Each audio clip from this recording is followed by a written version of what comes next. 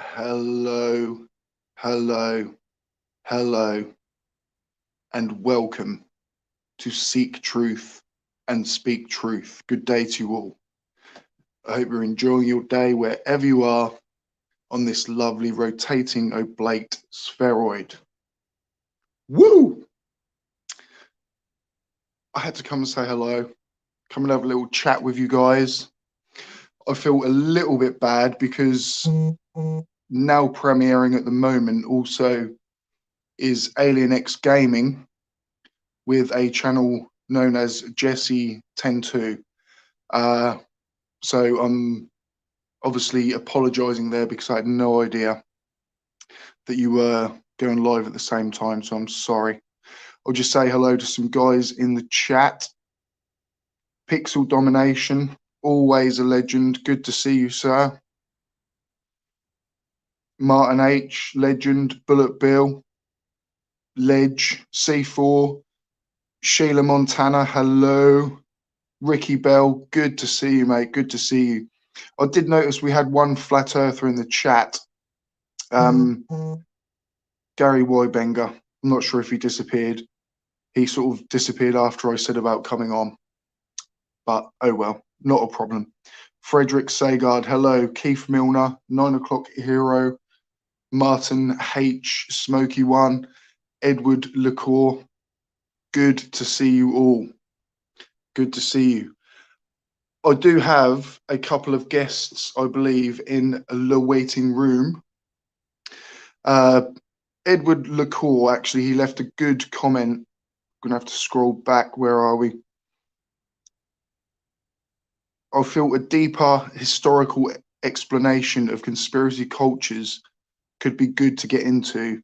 People are too focused on current manifestations and not trying to understand how their minds got that way. So I noticed he popped up as a live guest, so kind of looking forward to seeing what he's got to say there. Fred Bailey, hello, mate. Good to see you. Yeah, so also we have Limey Play. Bit of a legend, is doing very well on his channel at the minute. He was a guest a couple of live streams ago, and he was a good laugh and a good.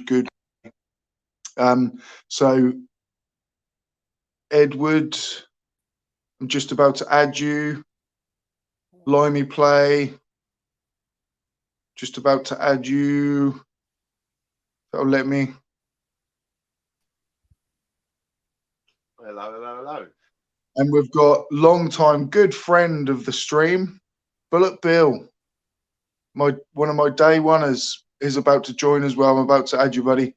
We'll just go around though. Say we'll introduce Ed first, then Limey Play, then Bullet Bill. Ed, can you hear me? Hello, can you hear me okay? How are you? Oh, fine. I can actually personally barely hear you. I don't know if it's just me. Yeah, Can everyone else hear me? I might have to adjust my microphone. Yeah, you're cool. Yeah. Oh, okay. Yes.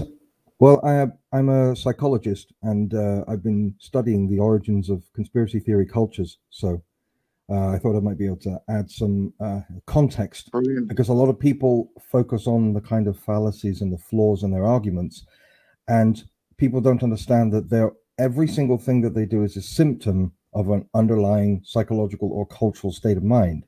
And I think that is what needs to be addressed. Because I'm debating with myself whether or not there's any point in debating them at all, given the state of mind.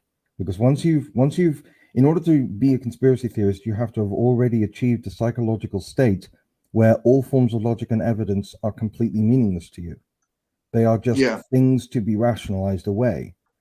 And people need to understand that a conspiracy theory is a tool of an actual mindset. You start off with a belief system that you're emotionally committed to or culturally committed to. And then in order to, what's the main problem? Because I don't want to go on and on, but I can easily do so. So if you want to introduce the others. Yeah, Not like I say, fun, we'll get but more in depth, I suppose. Yeah, yeah, as we go on. But it's very interesting point. But I would say from there, I'm the proof it is worth speaking to conspiracy theorists. But I know what you mean. 99% of them very difficult. Limey play. Hello, mate. Oh, how you doing? Good. How are Yeah, you? quick intro. Yeah, I'm good, I guess. Yeah, I'm Limey Play. I'm just starting, pretty new to creating content. Yeah, I got inspired by a load of you guys, including you, Seek. To try and start doing something, try and push out some rational thinking. So yeah, I took a bit of a day off today, had a bit of a relax, but I'm working on my next video is going to be on Daniel Pratt, is the one I'm working on now, and I'm sort of for the first time I'm toying with I've used PowerPoint a lot in the past with previous jobs, but I've never used the animation side, and I want to demonstrate why they can't see curve and they're looking out at the horizon. Because literally, I won't go into the calculations now, but when you're looking out sort of average viewpoint, the amount of horizon you see, there's only about 2 foot worth of curve if you're at sea level. And, that's of about, between sort of 2.9 and just over 3 miles, depending on your height and stuff. So obviously, that's over 15,000 feet.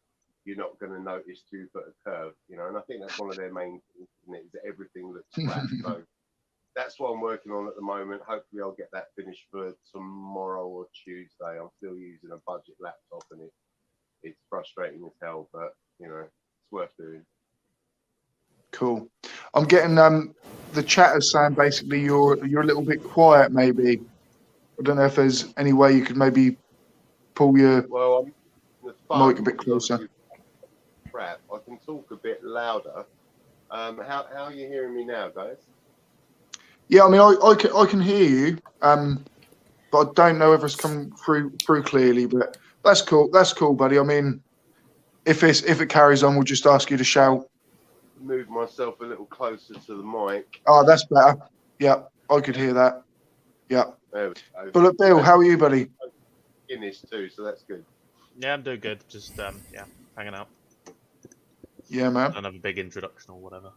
The man that needs no introduction. That's what you should say. I've got my Bullet Bill t-shirt on though. A friend's got me this. You see, it's a little bit. There's little Bullet Bills on there. Oh, that's brilliant. Yeah. That is absolutely brilliant. Yeah. You're a bit of a legend, So yeah. mate. He is, and he swoops in, and it's just we had a lot of fun last time, yeah. That's it. Yeah, no, it was a good laugh actually. So this sort of hello, Paige Turner. Let's get some deep conversation flowing, maybe if we can. So Edward. Yep. What are you sort of thinking then, as in terms of obviously you said you're obviously coming at this from a professional angle. I take it from what you said. Yes. Well, Yeah. There's two ways of looking at it. There's the psychological cause of chain and effect in their minds. So they basically, and then there's a historical analysis, and I like to do both. So when you're a conspiracy theorist, what are you exactly? Okay, you are a person who has chosen to believe something that's false. So let's work this through logically. When you believe something that's false, what is going to manifest in reality as a result of that? Evidence against your belief. So how do you psychologically defend yourself against evidence against your belief?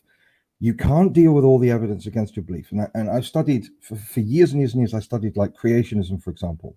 I studied the intelligent design movement. I actually read the unedited transcripts of the Kitzmiller trial, where intelligent design was basically completely defeated. And that was very interesting. What has happened is, when you know going in that you're evident, because you're either a charlatan or you're subconsciously aware that you're wrong, you have to prepare yourself against all the evidence against your position, but you can't deal with the evidence overwhelmingly.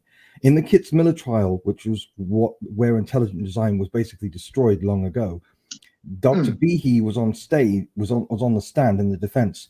And what happened is that the actual real scientists literally just piled up a whole host of books that he claimed didn't exist, because he claimed there was no evidence that could explain, I think it was irreducible complexity. And they just piled book upon book upon book, because he said he wasn't aware of any such evidence. And he literally was hidden under a pile of books he denied existed.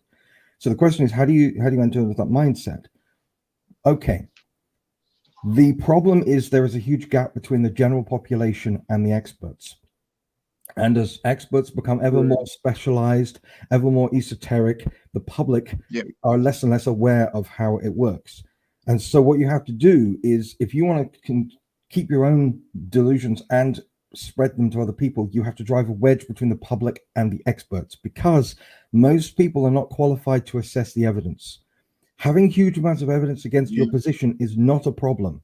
The problem is the people who are qualified to explain and present that evidence. So, for example, if you're an intelligent design advocate, you're going to be going on about cellular biology and about DNA and complex cellular organisms. Most people are not qualified to assess what a bacterial flagellum is. If you're a moon landing conspiracy theorist, most people are not qualified on 1960s photography artifacts. And most people are not familiar with the actual laws of physics on a vacuum object, such as a moon. If you're a flat earther, most people are not astronomers. Most people don't know anything about how NASA operate.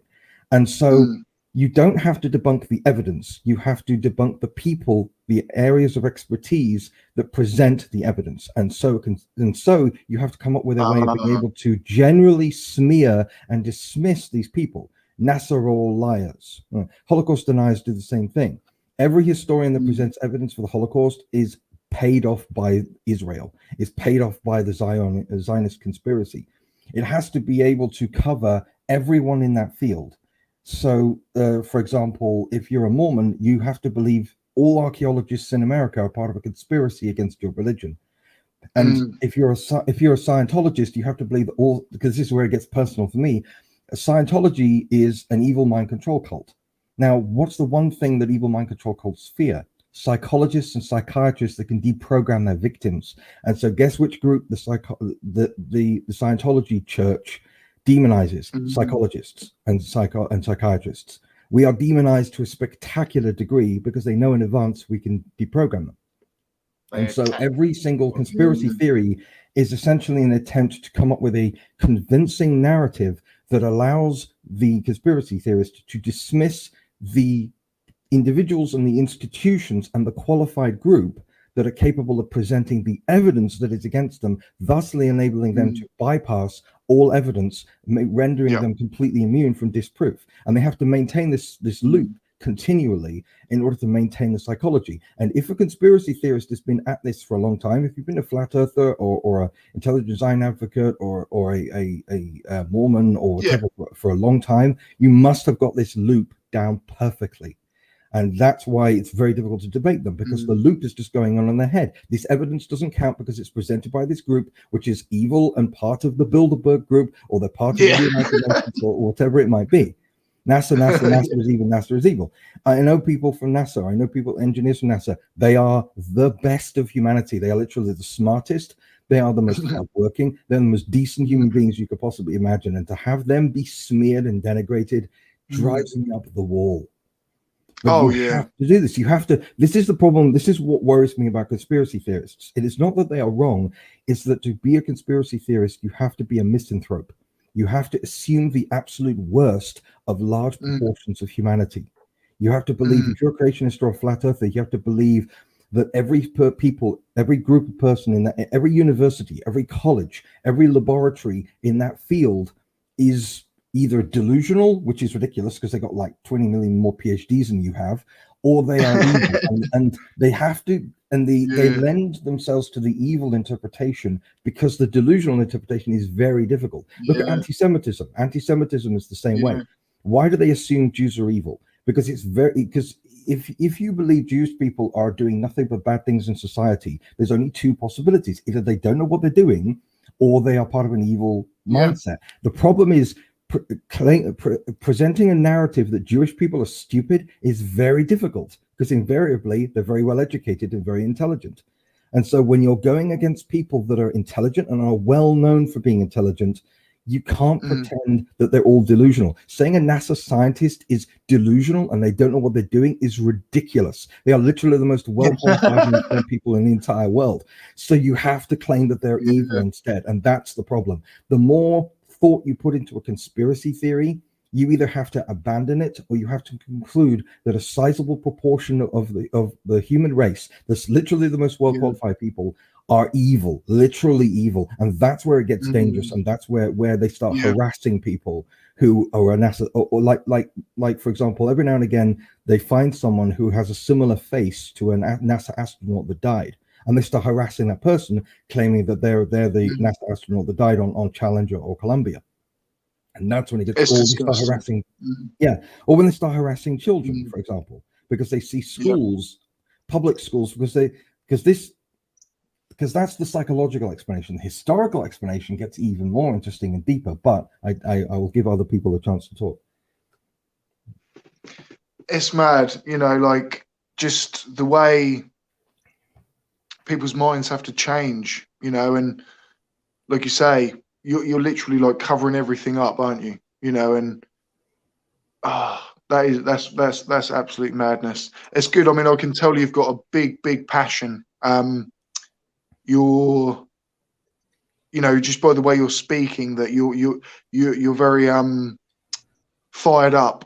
Do you know what I mean? Yeah. Well, I mean, the problem is we have a multifaceted issue here, because the public. Let's take, for example, there was a flat earth that was dealt with by Simon Dan, and this guy had an expression, a slogan: "Think for yourself." Let's unpack that expression. The problem is most people in the general public are not critical thinkers and are not familiar with inductive and deductive logical reasoning. And so when they say think for yourself, they are pandering to people who aren't sufficiently logically educated. When they want you to think for yourself, they want you to think without the sufficient training. Yeah. And so when they claim to liberate you from bad training, they are liberating you from logic. They are liberating you from qualified expertise. And unfortunately, this is part of a cultural trend in the West that goes back hundreds and hundreds of years. I feel like it is like a reverse psychology, because they'll tell you to open your mind, but they're actually closing it. Do you know what I mean? So the way these guys come from it is they're trying to trap you in bad habits. We start off irrational. Logic is not something that we are born with. We have to learn trained logic. This is the problem. Is a lot of this goes back to the French Revolution and Rousseau, to get historical. Rousseau believed that uncivilized tribes and children are noble, are enlightened, are good, and that society is what corrupts us. The problem is it's the other way around. Anyone that's ever raised a kid knows that kids are sociopaths, and they have to be trained to be moral. They have to be trained to actually be decent people. And it's the same thing with logic. We are born illogical, irrational, with no critical thinking skills. And so it takes family, it takes parents, it takes establishments, it takes colleges to train us up. If you want to trap people within a pre-logical or a pre-moral mindset, you have to sever them from the establishment and the civilization and the institutions which train them up. And this is what happened with the French Revolution. The French Revolution made people into psychopaths who just going around beheading people because they turned against the political, religious, and cultural traditions of their society. The problem is, for all those flaws, they still represent a maturing process. It still might represent the ability to civilize people. So this is about uncivilizing people. This is about dragging people away by turning them against the institutions, which are the main source of their education. So same with public schools. Public schools are not ideal. I have problems with public schools, but the way that creationists, for example, go after public schools, it's clear that they want to prevent people from being educated so that they can be so that you can maintain their denominations. Because a lot of this goes down into the problem with certain Christian denominations. Actually, could I cut you off there for a second, Edward? So Bullet Bill, biology. What do you think with, say, how Edward was mentioning, say, like, you know, say we're all born immoral and things like, is that something that really it is taught as we grow? Or there's, in terms of I think Ed would probably be a bit better suited at knowing this, but I think in terms that most things, especially in terms of how society works, we definitely have to learn, because there's pretty much no other way of doing that. So that we all have to learn what we consider right and wrong. We have to learn that too. However, the interesting thing about quite a lot of mammals, to be honest, not only humans, is that straight out of the gates, if you like, into life, we do have the ability to discern things. So, for example, one of the ways that that young children learn how to do things is they copy. They're very, very good at copying, because there's someone who's able to do this thing, so I'm going to copy them, and now I can learn how to do this thing. So we do have some skills. Yeah. That's like how, for example, spiders are able to make webs, and they aren't taught. You know, that is a I don't know what the word is now. Well, human beings are fundamentally different from animals because we're born partially incomplete. Our brains are so big. Well, it depends on your point of view. But the thing is, human beings are born incomplete. We're born with our brains not fully formed. Many animals are born and they're able to walk. They're born with eyes open. Babies are extremely vulnerable in human babies, more than any other species, because our brains require such a long maturing time that normally a woman would have to carry a baby in a room for at least 2 years in order to give birth to a child that is as mobile and as capable as most other species, particularly mammals. But they can't do that because that's strange, actually, isn't it? Yeah, that's why even the skulls are not fully formed. The skulls are actually in 3 separate segments and actually can twist and elongate when we go out of the womb. It's because our brains are so big that it takes a long time for us to cycle up, and so we're extremely dependent upon parentage and upon society. It's a very human problem. Yeah. Sorry, just in there. Sorry, the plot hole is just super chatted $2. Thank you very much. Sharing beverage quid. Cheers. The plot hole, always a legend. Thank you, sir. Of course, if you haven't, go and check out the plot hole. Sorry, guys. Carry on. Yeah.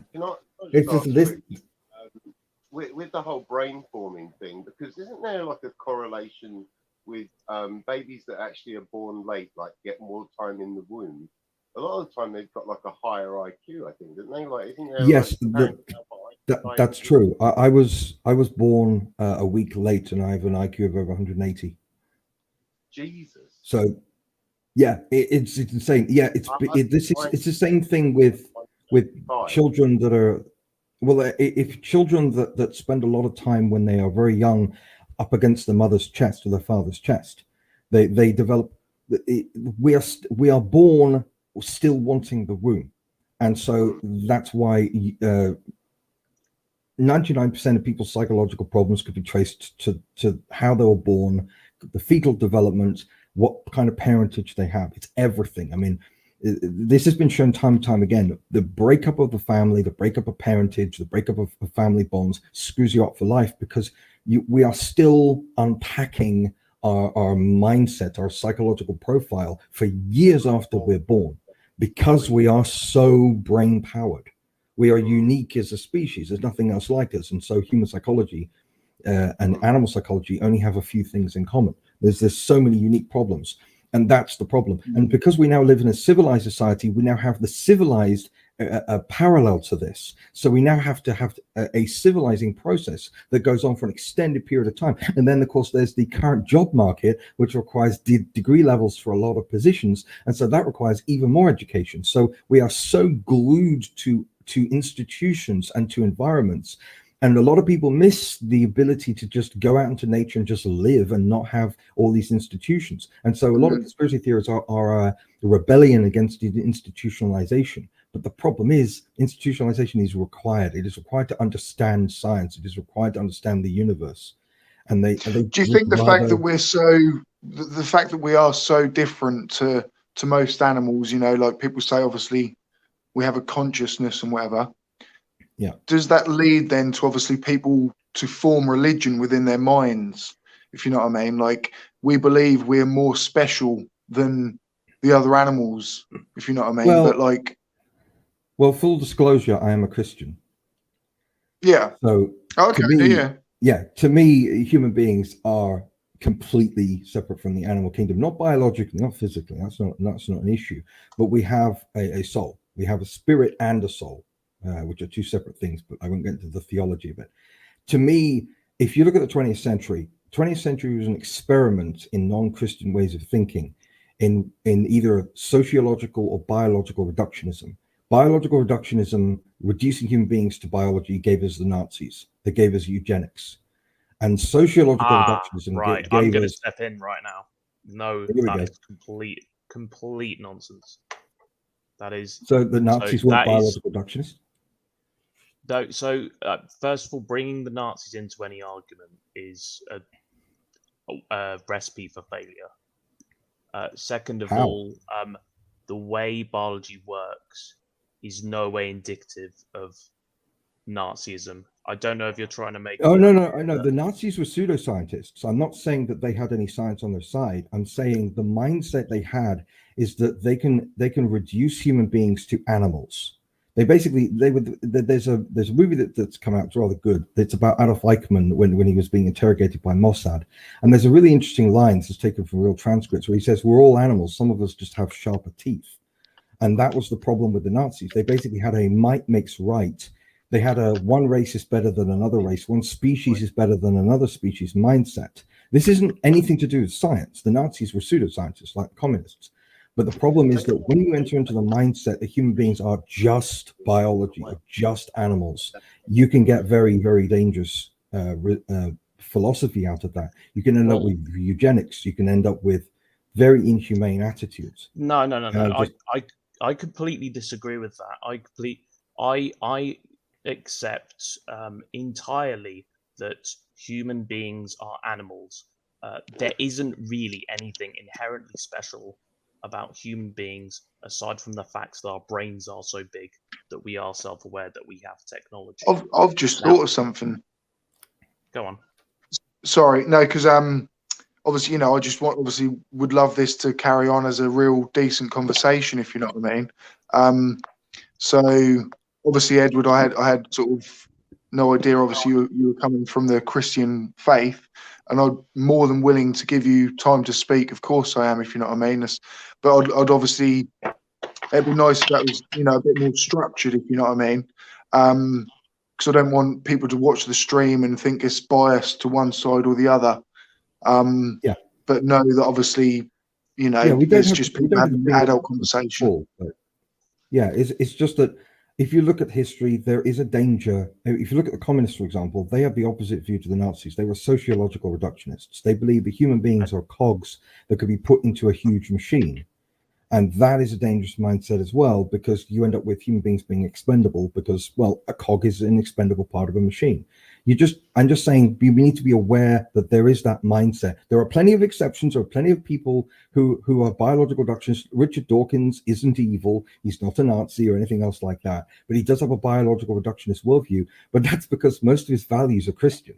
He admits that he's a cultural Christian. He admits that his morality is still derived from Christian mentality. And that's what's keeping him on the straight and narrow. I think that no. Hold on. Dawkins does not have Christian moralistic. He admits he does. He admitted he's a cultural Christian. Have you even listened to Dawkins? Yes, absolutely. I mean, he denounces so much of what Christianity is. Yes, but he still admits that cultural Christian morals are necessary at this stage until a true secular morality has been developed, because that's what he wants. No. Sam Harris wants is trying to create a scientific reality. But they see at best, they see Christianity as something. Limey, could you mute yourself? Sorry, buddy. Yeah, I'm Whilst you're just outside. about to. A The bit wind's windy. picking up. Give me 2 seconds. It's just freezing. I'm not saying it always Sorry about happens. that. I'm just saying that it can happen. If you have a reductionist view of human beings, it has gone horribly wrong in the history of Nazi ideology, communist ideology, Bolshevik ideology. Reductionism is very dangerous. I'm going to Reductionism finish is when my you basically, yeah, go on. Yeah, we'll just have a sort of like a little sort of backwards and forth, because this is like a bit of training moderation for me. So yeah, let's just have some good conversation. Because I was making a point initially, and then you jumped in, Seek, and I know you didn't mean to interrupt me, but I'm just going to say, so this argument makes me a little bit cross, where people say, "Oh, if you're talking about humans and you're saying they're just animals, then that makes eugenics okay. That makes the weakest shall perish. That makes that okay." No, it doesn't. That's a complete non sequitur. The fact that we are animals does not dictate anything about what we should morally do. We have come up with our morals. In no way is that against the rules of being an animal. It just does not make sense at all. It did to a lot of people in the 20th century. It all stems from this misconception that there's us, there's the rest of the animals, and we're completely different, and we're special. I mean, actually, I think even animals have morals. Some animals do, they do moralistic things, like but they also an elephant. But so do we. Yeah, but a lot of our evil is because we are partly animals. The Bible does call us animals. The Bible does say that we are beasts, and that's the problem. We need to develop beyond an animalistic mindset. That's what selfishness is. That's what a lot of elements. We need to get beyond the animal, because animals wage war. Like chimpanzees, for example, can actually form tribes and fight each other and commit war crimes and things like that. Do we. So, yes, exactly. And because we are devolving, because we are giving into our animalistic nature, our tribalistic nature, our primitive mindset. And the Nazis were an ideal. The Nazis believed that they could evolve to a higher form of life, and what they ended up doing is devolving. The interesting thing, this was predicted by Conan Doyle. In one of the Sherlock Holmes stories, there's this guy who believes that he can use ape serum to sort of make himself physically superior, and he ends up becoming more animalistic. And there's this classic line where Sherlock Holmes says, "If we try to rise above nature, we end up falling below it." And I think that that's the problem with the Nazis, that they try to be more than they looking at the human problem in purely biological terms. There are good races and there are bad races. Only certain races can create cultures, other races can't. And they thought of everything biology. They weren't nationalists. They were racialists. Everything, because the nation was a symptom. Ed, you are equating thinking. I'm not equating. I'm saying that history is a warning, and history basically shows certain mindsets can, not always will. I'm not saying it's inevitable. I'm saying that it can. There are certain paths that you may end up being close to that you don't want to go down. You just need to be aware of those paths. That's all I'm saying. You need to be aware. I think a lot of people have learned from like the Nazis, though, if you know what I mean. Like people have most of. Do you know what I mean? Like, I don't think that's good. I don't think that's something good to keep bringing up, if you know what I mean. That's not how humans went. So no, the Nazis. I don't know why keep bringing up the Nazis, but that in no way should be equated with people thinking that human beings are animals and normal biological animals. Because I tell you what, so many other races also believe that and also live their life according to that, and they've turned out just fine. They have not been these racist sort of genocidal. What culture?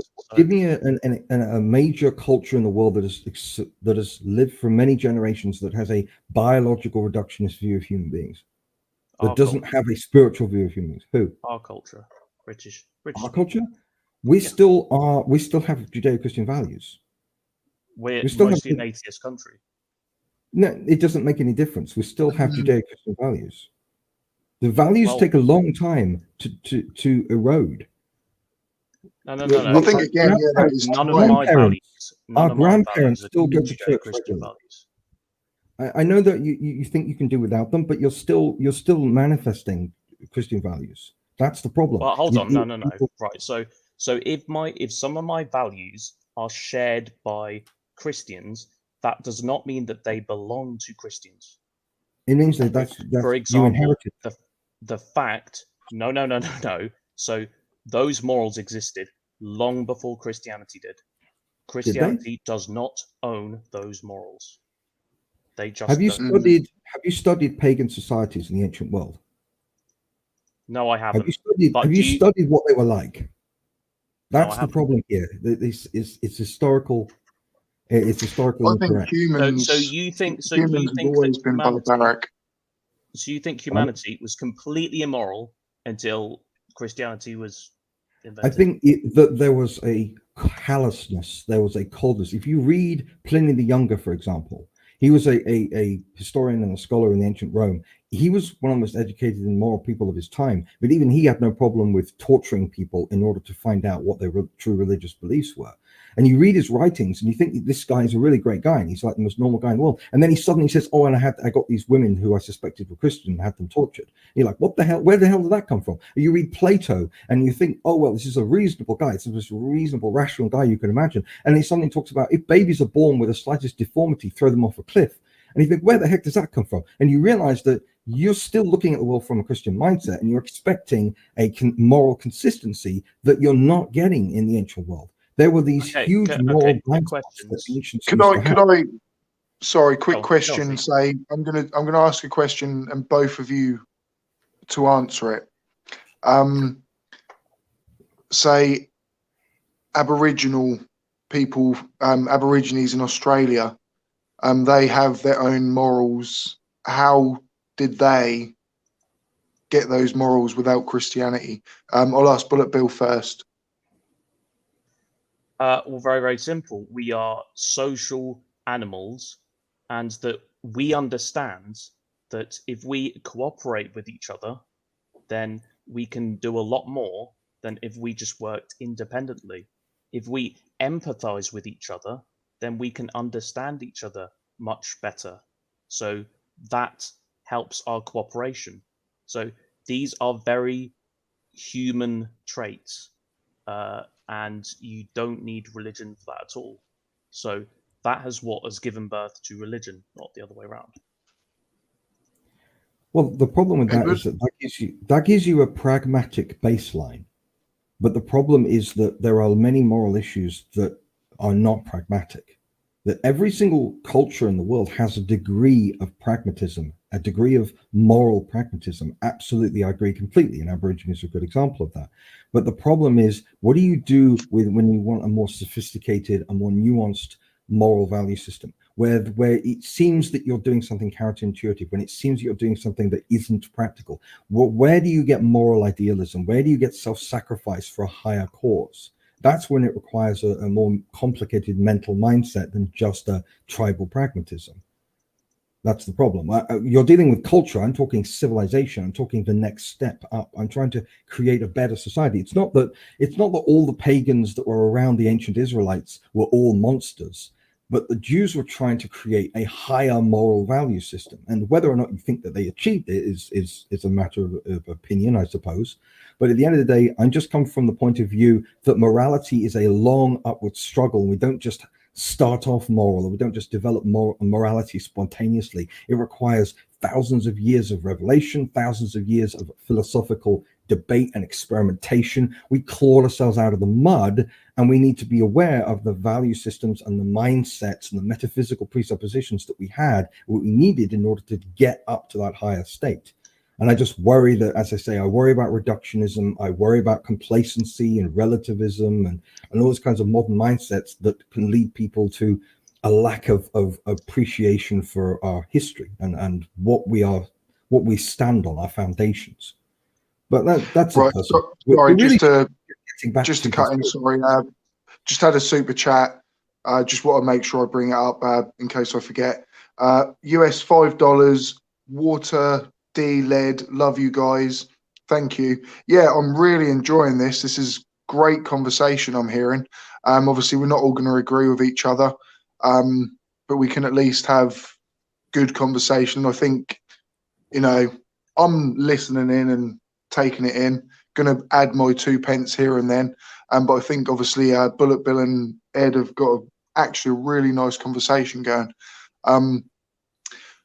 One thing I was going to ask though, between everyone, Limey play as well, obviously, if you want to come in there, with obviously you're saying, you know, it wasn't until Christianity came along that these next steps in civilization came.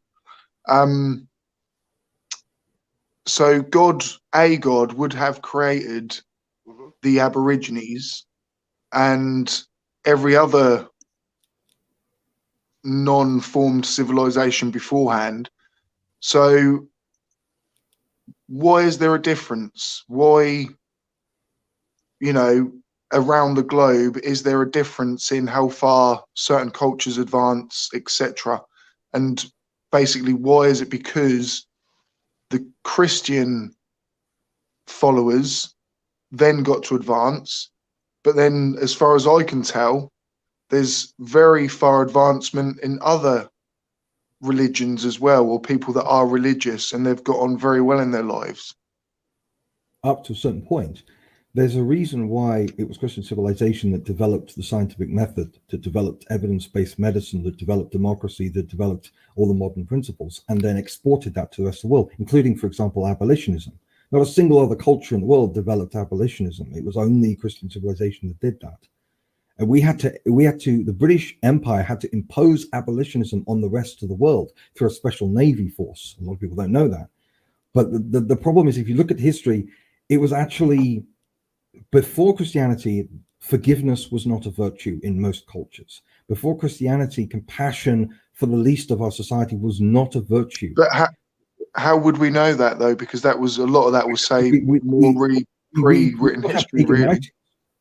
We still have pagan writings. We still have if you read Plato, if you read a lot of the philosophical and religious ideas of the ancient world, there was some severe moral failings in there. There was a lack of moral consistency that we can see from our point of view today, but they couldn't. There was a blindness to their mindset. The Roman Empire was brutal and callous and horrifically backward. The emperor was worshipped as a literal god. It was an absolutely terrible time for anybody that wanted a society based on reason and compassion. Hold on. Pardon?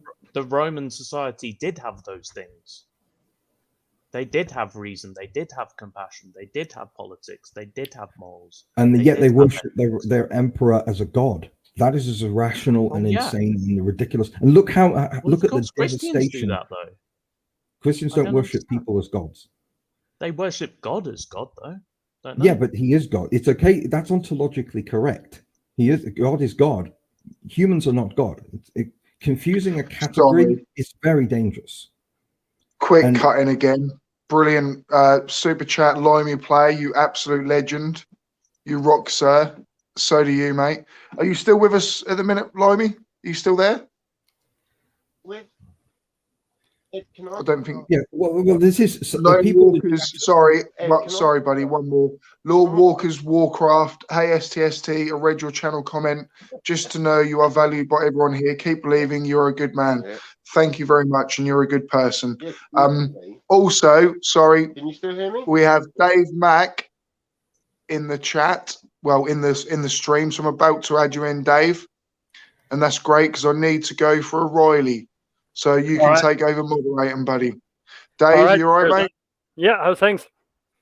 Good, buddy. Yeah, good, mate. Good to see you. Just noticed you there, mate. Yeah, no worries. I don't have my makeup on today, so I didn't turn on the camera. That's all right, buddy. No, good to see you, mate. I'm just going to run, actually, Dave, but I'll leave you in charge of the conversation. It's going well, so you'll be all right. All right, cool. Can you hear me at the moment? Is it working? Yeah. Yeah, it's pretty quiet and a little bit patchy, but yeah. A little bit roboty. Yeah. By the way, sorry, Ed. Just very quickly. I don't know how much longer I'll be able to talk. By the way, it depends on when my housemate goes to sleep. But when he does, I'll probably have to pop out because I won't be able to talk. But... Yeah, to address some of the, because a lot of people are bashing Christianity in the comments. That's fine. They're saying that a lot of Christians do bad things. That's kind of where I'm coming from. That's kind of the point. That's correct. A lot of conspiracy theorists derive from a major flaw that is within Christian cultures, and because I've spoken about the psychological reasons for conspiracy theorists, but there's a historical reason too, and this goes back to Luther. What happened is that if you look at lots of flat earthers, their ideas originally derived from creationism, because there's young earth creationism, there's old earth creationism, there's flat earth creationism. So a lot of flat earthers are originally flat earth creationists. And the question is, where did their mindset come from? And the interesting thing about I have an idea on that. Yeah, go on. So when we allow ourselves to believe things that are not demonstrably true from a young age, then it becomes easier to believe other things that are not demonstrably true. So what we do is in society, we tend to accept and normalize believing in things that we have absolutely no evidence for. And as a result of that, then we end up with this path where when you meet something else, it's only a little bit more unbelievable than the last thing. And eventually you end up down at something that seems quite crazy, but it's just because it's been slow baby steps of, again, allowing ourselves to believe things that we don't, like, as you said, we don't actually, we're not capable of critical thinking, or we're not good at critical thinking. And how we get there is by, again, from a young age.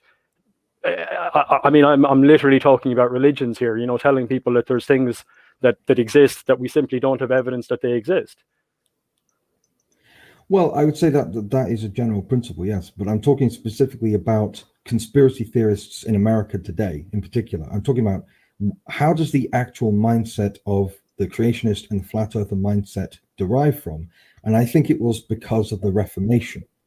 What happened is that before the Reformation, Christianity was united under a single apostolic institution, the Apostolic Church, the Catholic Church in the West and the Eastern Orthodox in the East.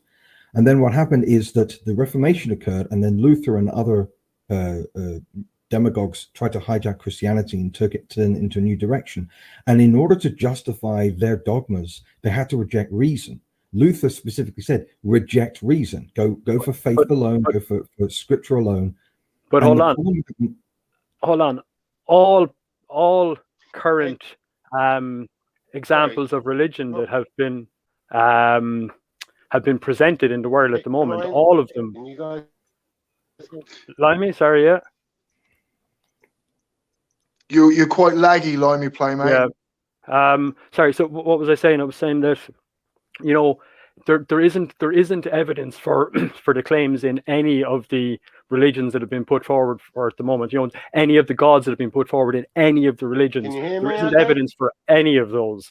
So as a result of that, what we end up with is that any religion you're taking on and stating is something that is factual, then you're already engaged in allowing your brain to hold contradictory pieces of information in your head at the same time, which again is just what leads to all the rest of this. Well, I mean, I disagree with that because there are plenty of secular perspectives that are equally as irrational. I didn't say there wasn't.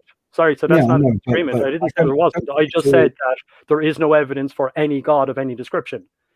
Yeah, I obviously would disagree on that, but can you present them? Yeah, that's not the topic. I'm not here to present an argument of Christianity. I'm trying to explain the conspiracy theory mindset.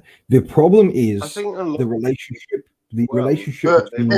Edward, could I cut in just now? Like, yeah. I would actually, in my position, say that the belief in a god is a conspiracy theory. Like, there is, like, obviously you speak so well and about the belief in conspiracies and things without evidence, but actually there's this one thing where you seem to me to be doing what you're diagnosing. No, what I diagnosed is that there is overwhelming evidence against a position. In other words, the position is an empirical claim. God is a metaphysical claim. It's a philosophical one, not a scientific one. The problem is there's a confusion between philosophical claims and scientific claims, and I am dealing strictly with scientific claims here. Can you explain the difference to me? Well, a scientific claim is one that is about the natural world. It's about the universe and about empirical evidence. A metaphysical claim is a claim concerning things that does not deal with. God doesn't exist because of atoms. God doesn't exist. Sorry, can you just keep going with what it is? You were saying it's a metaphysical claim is what? Sorry.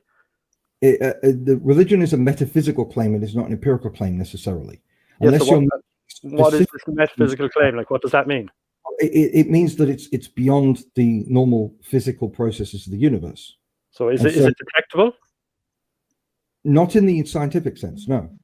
So then how can you know anything about it? No, because there are other ways of knowing things other than science. But that's how we detect things. Like, we don't necessarily always first-hand detect things. We quite often detect things by seeing patterns and stuff can help us to detect things. I'm just wondering if it's detectable.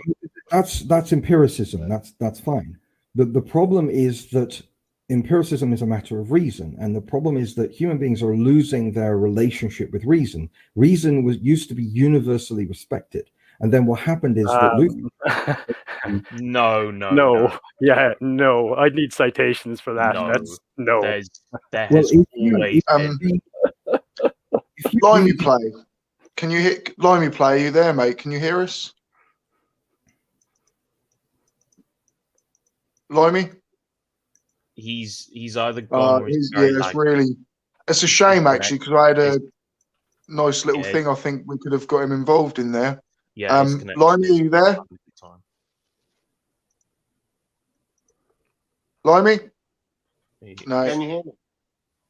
Yes. Can you hear me? Hold up your finger. Hold up your finger. Oh, yes, that's pretty right. quick. Yeah, you're okay. Right, can you hear me though? Right. Yes, but you're very quiet. How about now? Perfect. Dude. Oh, he just went.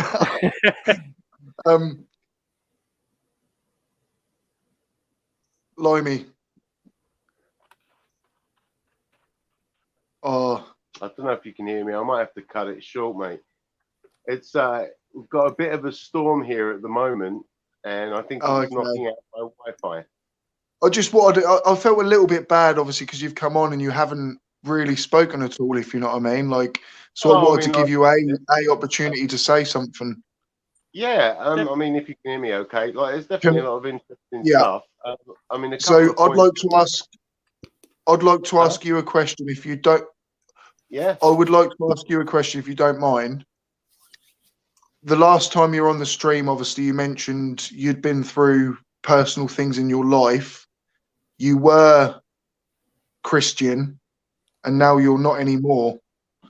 So I think, you will actually have a couple of good points yourself.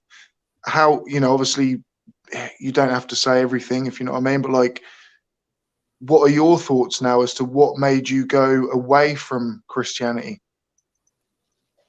I mean, like I met the love of my life. I got married, and she passed away a couple months before her 28th birthday. And for a while, I still believed in God. I was just angry at him. And then I sort of just fell away from it. I wouldn't say that I completely, like at that point, as I fell away from it, God still could have existed, but I didn't care for him, if that was the case. And then now just with, studying things, there's so much contradictory stuff in the Bible, and then you can see like throughout history that the Christianity has taken things from other religions. It seems like a conglomerate. I won't say, maybe a God does exist. Maybe God started the I will not say say God does not exist, but I will say there's no proof as far as I know that he does. Do you know what I mean? Yeah, there's no exact proof. And I don't think if there is a God, there isn't a religion, out there today that's got it right. If there is a God, I don't think anyone Well, You know, I don't believe think in the whole Moses thing. I don't think we even have a definition of God, because anytime we get a definition of God, then we can demonstrably show that God doesn't exist, and It's then we man-made. just kind of we move it to some other kind of, well, you'd never know, maybe what if there could be, and I don't doubt that maybe there could be whatever, you know, that's a possibility, but I can't live my life on what ifs. I have to live my life on what I can show, and if I can't show these things, I have to just let it go. You know, and it's not that I don't, it's not that I believe there isn't God. It's just that there isn't anything to show me that there is. So I'm not doing anything about that. I'm not dealing with that. I'm not making any laws about that. I'm not letting it influence how I behave, because there's no evidence for it. So, if there was a God, now would be a pretty good time for him to show himself to us, because, you know, we could definitely use it right now. Click on the link, God. Sorry? Click on the link. Can you imagine that? I'll tell you what, I would be shaking in my boots if that happened. You and me both. We're like, oh shit. But no, I'd love to be proved wrong. But like you said, we all have sort of moments, don't we? And I don't know. I would love to believe in a God, like, you know, and I actually would love to have an afterlife, and I think that, in my opinion, that is where some of these beliefs come from. Just the kind of the thought that when we die, it ends. I think one of you's got the stream on. I think it's coming back through. I don't know if it's me. Yeah, do you know what I mean? Like, I'd love it. I really would. And I think that's where this human belief comes from. There's no, to me, there is nothing that separates us from animals. We say we have a consciousness, but I think every animal has a consciousness. They have their own morals. They don't come within our own sets of morals, but to them, what they do is moralistic. It's just, to us, it isn't. You know, it's my opinion. All I'm saying is you need to be aware of the historical examples of the dangers of the mindset. That's all I'm saying. And yes, and that's because reductionism, reducing human beings, as I say, the communists reduce human beings to a sociological unit, the Nazis reduce them to a biological unit, the eugenics reduce people to a biological unit. And I know some ideologies today who reduce human beings to identity and racial categories, and that's like the intersectionalists, very dangerous, very dangerous. And we just need to be aware history is the ultimate teacher. And we can argue about ideology and about beliefs, but at the end of the day, history shows what ideas work and what ideas don't. Human beings do not work well with frames of reference at all. And what ideas does history show work? Well, basically, Christianity. No, it doesn't. That's just demonstrably false. That's demonstrably false. Well, I mean, the thing is, Western civilization has done pretty well, has achieved a lot of very good things. That has nothing to do with Christianity. Ed, I'd like to pick you up on some things actually earlier that you said. Yeah. So is Eastern, you know, like so is some of the most advanced cultures ever, like, you know, in their time frames or whatever, is like the Eastern cultures and Buddhists, and do you know what I mean? Like, why are they? But the problem just is because they might not have advanced in technology, that doesn't mean they haven't advanced emotionally far further than we have. Do you know what I mean? Like, we're not special. Well, the thing is that some of those more advanced elements require good, solid moral, social principles in order to develop them. That's the thing. I mean, you have to, everything is built upon everything else. And I think that people look at the later layers and they ignore the earlier layers. This is why I was talking about the origins of conspiracy theory mindsets. Their mindset is because of a breakdown in the trust in the use of reason. And that was due to historical, Luther drove a wedge between faith and reason, between reason and society. And by driving people against the Christian institutions, and the belief that they could interpret the Bible whatever way they wanted, there was this mindset where the individual, without qualifications and without a proper institution of peer review, could interpret the Bible any which way they wanted. And that developed a habit of sort of personal Gnosticism, a kind of belief in your own interpretation, your own wisdom of things. And that spread into what became creationism through Pentecostalism. And that is where we got flat earthers from. The mindset is that the mindset is the individual without qualifications, without reference to any organization of qualified people can achieve a level of understanding better than anybody else. And this mindset derives from an interpretation of scripture. I'm just saying that's the historical. Yeah, you've gone on for quite a while. I'd just like to. Yes. Okay. Yeah, right. Okay. So the problem is that you're sort of ascribing willing to believe rational things to people have gone from Catholicism to being Protestants. Or some other sort of Christian methodology of like, they're misinterpreting Christianity. That's why people are so irrational. The reason that doesn't make sense is that Christianity has always been irrational.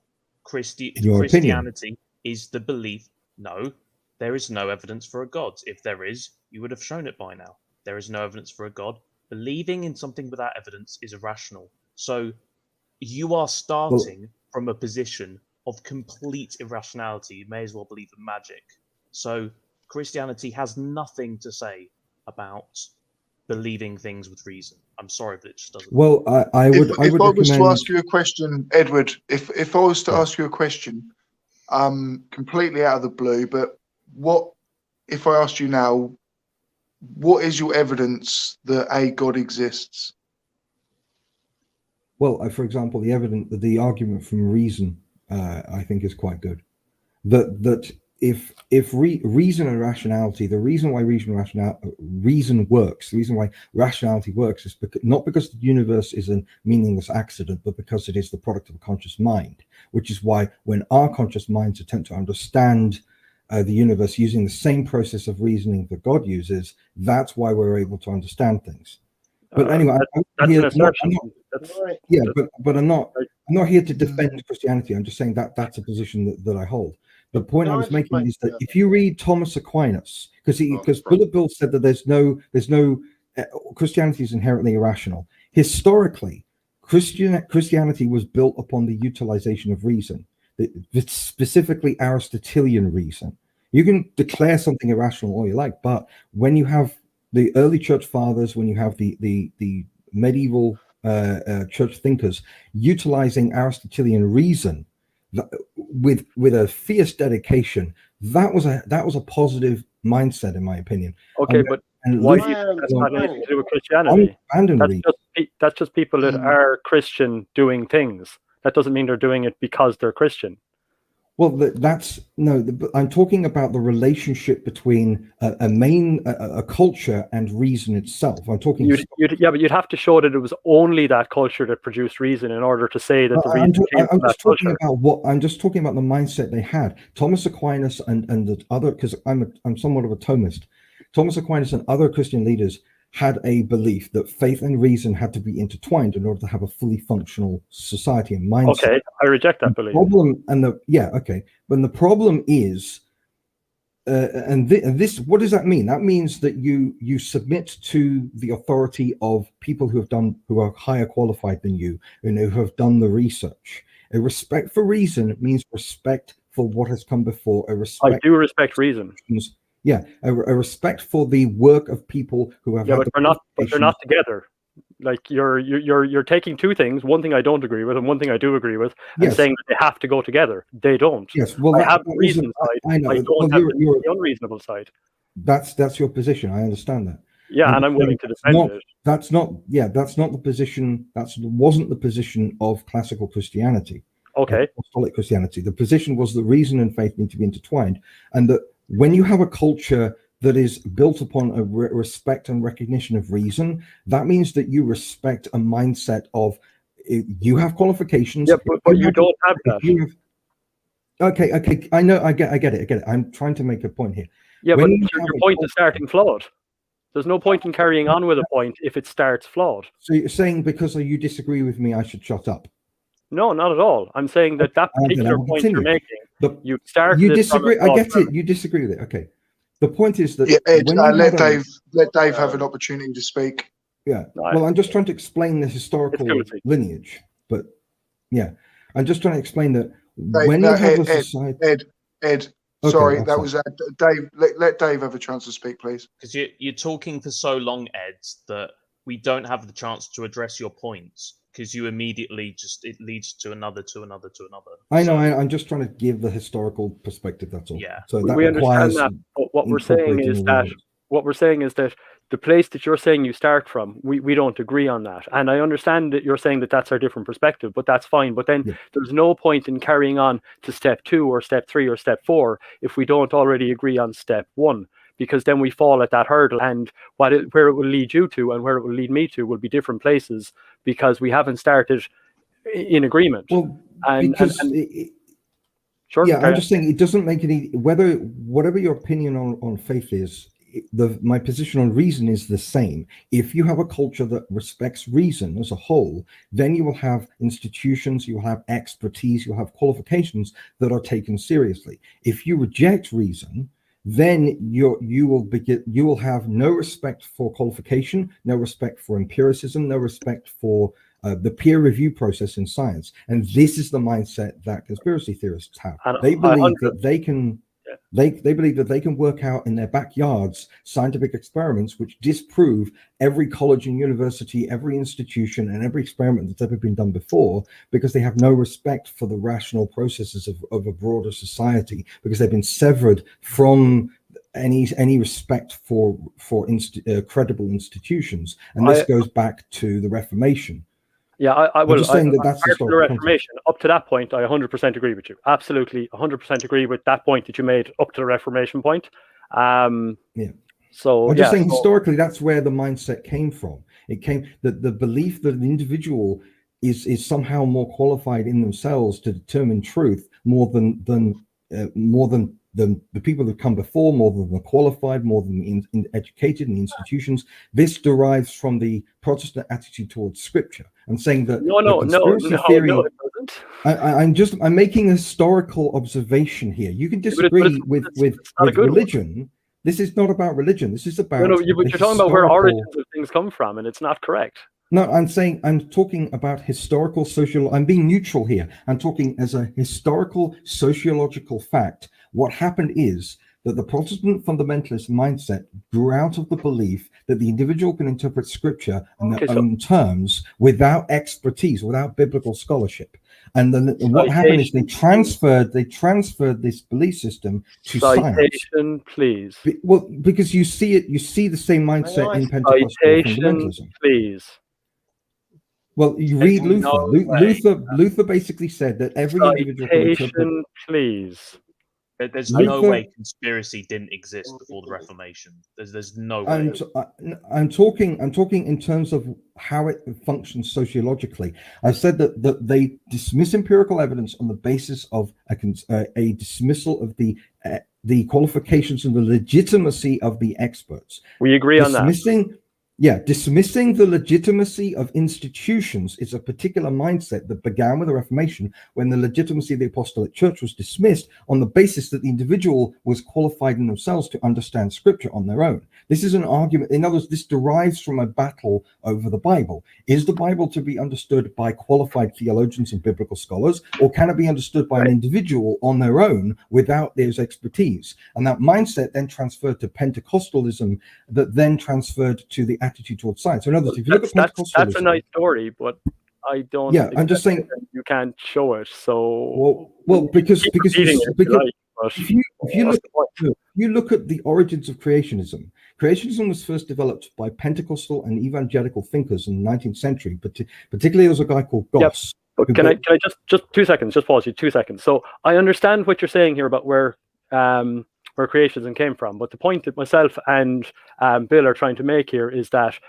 before that happened, there was still conspiracy beliefs. So you can't say that I see conspiracy beliefs here, therefore they happened here, because they would have happened before that too. So I'm talking there. Yeah, I'm just talking about the cultural chain of where does the cause and effect come from? The cultural heritage. That's all I'm saying here. I'm saying that a lot of the conspiracy theory mindset is a cultural heritage. Yes. Can you guys hear me at the moment? Yeah, we Yes. can hear you. I can hear you now, Yeah. buddy. Just, Yeah. you know, like with the old Christianity thing, you know, I mean, firstly, it was written by men. So, you know, that sort of takes something away from it. And then the other thing, you know, I think is the argument from reason, where obviously there had to be a creator to create what we have. Because No, for the universe to be comprehensible, using reason, it has to be right, the I product mean, of a rational mind. you know, the whole sort of what is it? The theory of like large numbers and stuff, and like and chance, basically, you know, it could happen anyway. But you know, if people are saying that there had to be a God to create the universe, what created God? You know, Nothing. if special pleading then. if something No, can't come from nothing, where'd God come from? You know, Well, no, because that's my the question, let's just deal with this and move on, because I'm trying to keep the topic on the origins of conspiracy theories. Either the universe always existed or God always existed. It's just one of the two. That's all. It's not like one position is necessarily more irrational than the other. No, I'm just saying I that. can agree with that. Is it's one of the two, but we can't prove Yes. that God was Okay. one of Yeah. them. Well, that's yeah. You have one position. I have another position. As I say, neither of our positions are necessarily that bad. Dependable and yours isn't. You're right though. Let's get back to conspiracy. Well, no, theories. because you don't have any evidence the universe always existed. I don't have to have I evidence. just of the universe noticed a always comment. Sorry, possibility. just noticed a Yeah. comment. Sorry, just cutting, guys. Page Turner obviously saying Edward needs to let everyone else speak, which I do agree with a bit, but I am giving him a little bit more leeway because there is 4 of us and 1 of him. I do. But I have to say, you know what I mean? though, Like, I am trying to be as neutral as possible. But yeah, Ed, please do. Well, you know, if someone has an argument, let them speak. Everybody wants to. You know, religion. I'm trying to make. we'll chat back. Can I just say, like, I am really enjoying listening to Ed though, because Yeah, I do. so am I. I love it. got a Absolutely love it. Psychology, and obviously, you know, he knows about that. So yeah, if we jump it back to the sort of conspiracy thing. Yeah, this is why I'm trying to keep it on topic. Can I jump in as well Yeah, for 1 second? Just for 1 second. Go for it, Dave. Yeah, Edward, I do want to just say, just at the start, I hope I don't come across really angry. I'm sorry. I do get quite passionate, and I don't want the passion to be misconstrued. So no disrespect. No, it's fine. Cool. This isn't my first time in a room full of atheists. Fair enough. So I just wanted to make sure that I said that anyway. So no disrespect. I think. Well, because ultimately, because it's not about my beliefs or your beliefs. This is about history. This is about trying to understand how you develop a belief that all expert institutions cannot be trusted. That mindset is what I find most fascinating about conspiracy theorists. No one in NASA can be trusted. No one in the fields of biology or genetics can be trusted. Or, as I say, if you're a Mormon, all archaeologists have to be distrustful.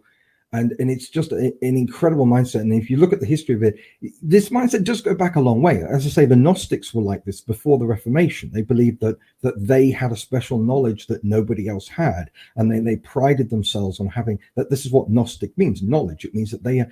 So you get these weird subcultures. Back to that as well, though. Oh, yeah, absolutely. But I'm talking about.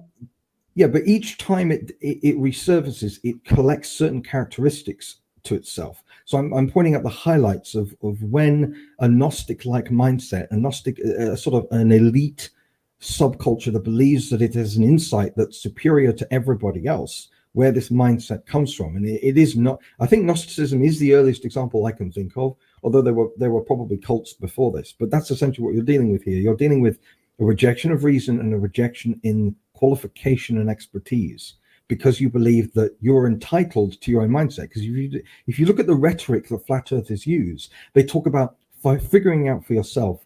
I can do this experiment myself, even though I'm not qualified. I can then understand the calculations and the figures and the mathematics myself, even though I'm not qualified. It's this belief that The individual without qualification can somehow find the truth. And if you look at the historical examples of where this mindset comes from, it comes from the Pentecostal and Protestant belief in the Bible. I can understand the Bible on my own without the experts of the Apostolic Church. And the rhetoric and the language is exactly the same. I'm just finding that but it doesn't come from there. You've agreed with us several times it doesn't come from there. And then you keep saying, well, I have my belief and you have your belief. I'm saying they're borrowing the language. The flat earthers are borrowing. Conspiracy theories didn't start with Christianity. That's no. But I'm saying that there is a historical linguistic heritage here. That the flat earthers are borrowing the language from the flat earth creationists. The flat earth creationists are borrowing the language from the creationists before them, and the creationists were borrowing the language from the sort of your own Bible kind of mindset. Bible, yeah. And they borrowed that from people before them, and then they borrowed that from the people before them. Because it begins at the point it suits us. You know, if we're going to follow the data, we have to follow the data all the way. Yes, but the mindset. I'm not talking about general irrationality. I'm talking about the idea that your personal interpretation is more valid than that of qualified experts. That mindset, that personal narcissism, I don't think goes back much further in this explicit manifestation than the actual Protestant fundamentalist belief in personal interpretation of Scripture. I'm saying that science is the new Scripture. I disagree. No, that's wrong. That's wrong. I think that so long as an establishment of some kind of understanding of science, however rudimentary, so long as that has existed, I'm almost certain that there would have been conspiracy. I'm going to mic off from smoking in the wind. Of a certain degree. So there yes, but they wouldn't necessarily. To me. Yeah, but they wouldn't manifest in a particular way. Because I'm not talking about irrationality or conspiracy theories in general. I'm talking about the way they manifest right now. That the exact terminology they use, the mindset they use. Again, if you look at these flat earther videos, they do these experiments of swinging gates, or they draw diagrams on their boards. Yeah. Where we disagree, though, is where you're pinning the origin of it at. Well, I'm pointing out the heritage of the language and the mindset. I don't really see the Protestant sort of thing about, or the Presbyterian flavor.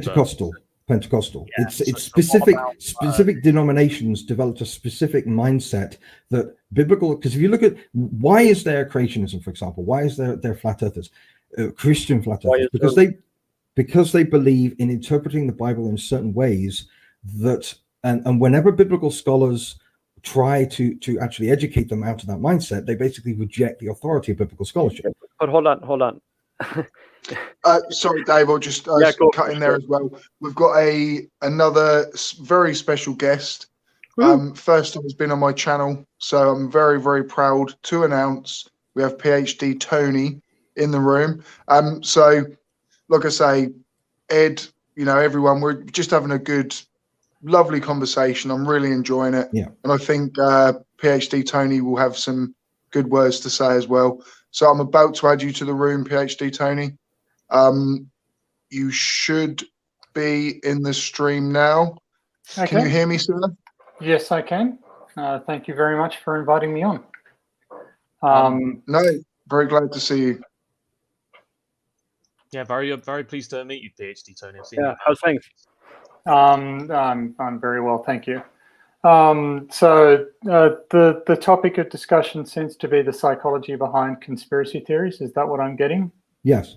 Yeah. I mean, could I just I'll just sort of fill in the situation.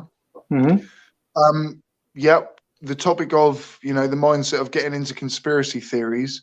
I hope obviously we've been speaking about this for over an hour now, but Ed is a Christian, mm-hmm. and we're finding it very interesting on how he obviously very well knows his stuff about the mindset of conspiracy theorists and believers. And in my opinion, and most of the panel here, what he also believes in, the Christian God, is also a conspiracy theory. And I think that's where the topic has kind of ended up. Ed, obviously, you did bring up, your Christian belief. Yeah. And I do believe that really is a good conversation to have. Well, this is one of the reasons why I'm motivated. It's because the flat Earth and creationist types are basically making Christianity look bad, and that's kind of where I object. That they have a belief, they believe that their interpretation of Scripture is the only valid interpretation, and every other is wrong. And so, as a person who has a very different understanding of Scripture, I object to them on more levels. You're atheists, and so you object to them on the basis of evidence alone. I object on the basis of Scripture as well. So I'm against them for two reasons, not just one reason, and that's the Edward. difference. Yeah. I can understand that. Is your interpretation of the Bible right and all the other ones wrong? No, well, my interpretation is based on biblical scholarship and anthropological. But is it right? But it's informed by a broader. But is it right in your opinion? I think it's more likely to be right because it is based on a broader amount of knowledge and scholarship. And the other ones are wrong. Well, theirs are based on what they call the plain reading of the text. They believe an individual can personally read the Bible and understand it, and they don't need any experts. And I disagree, because the Bible is an ancient document written by hundreds of different people over thousands of years in different languages, and you need expert qualified analysis. That's my point. By believing that you don't need experts for Scripture. Been translated correctly in, for example, the King James Version.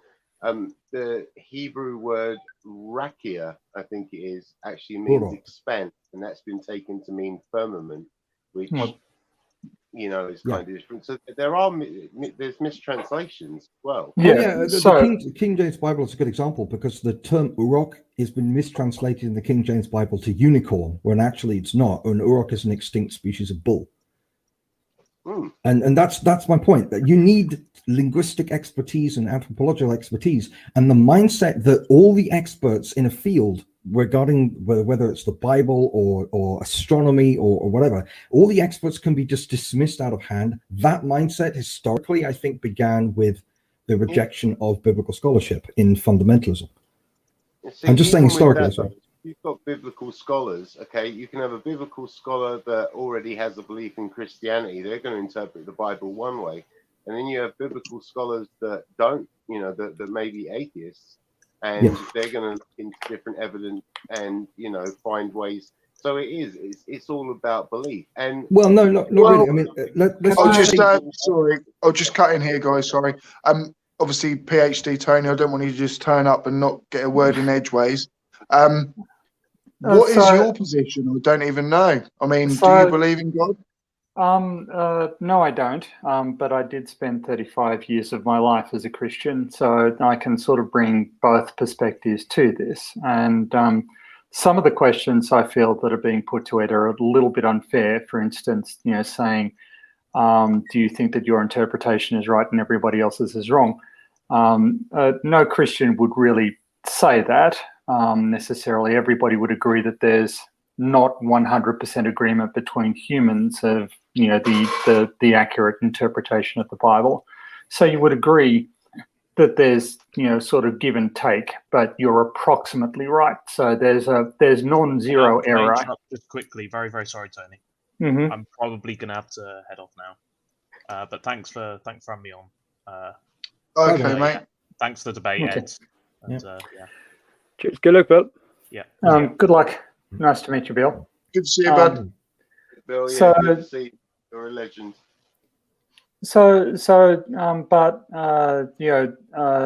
And over time, there were questions that I couldn't answer, like, why would a person who'd never heard of Christianity, who'd never been exposed to Christianity, who'd never had the opportunity to take Christianity, why would such a person be condemned to hell?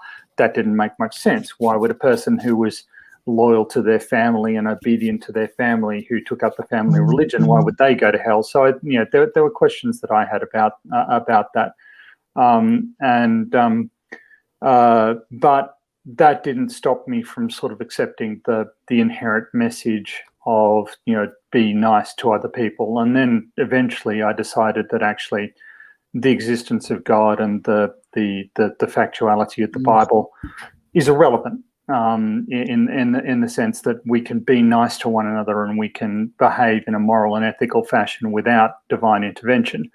But I think it's a bit unfair to say, that somebody who reads the Bible is insisting that their interpretation of it is the only one. Everybody will, every intellectually honest person will admit that there are bits of it that they don't necessarily understand, or bits of it that they might be wrong on, or a bit fuzzy on. I agree, but that's the problem. If you argue with certain fundamentalists, they won't admit that their interpretation is an interpretation.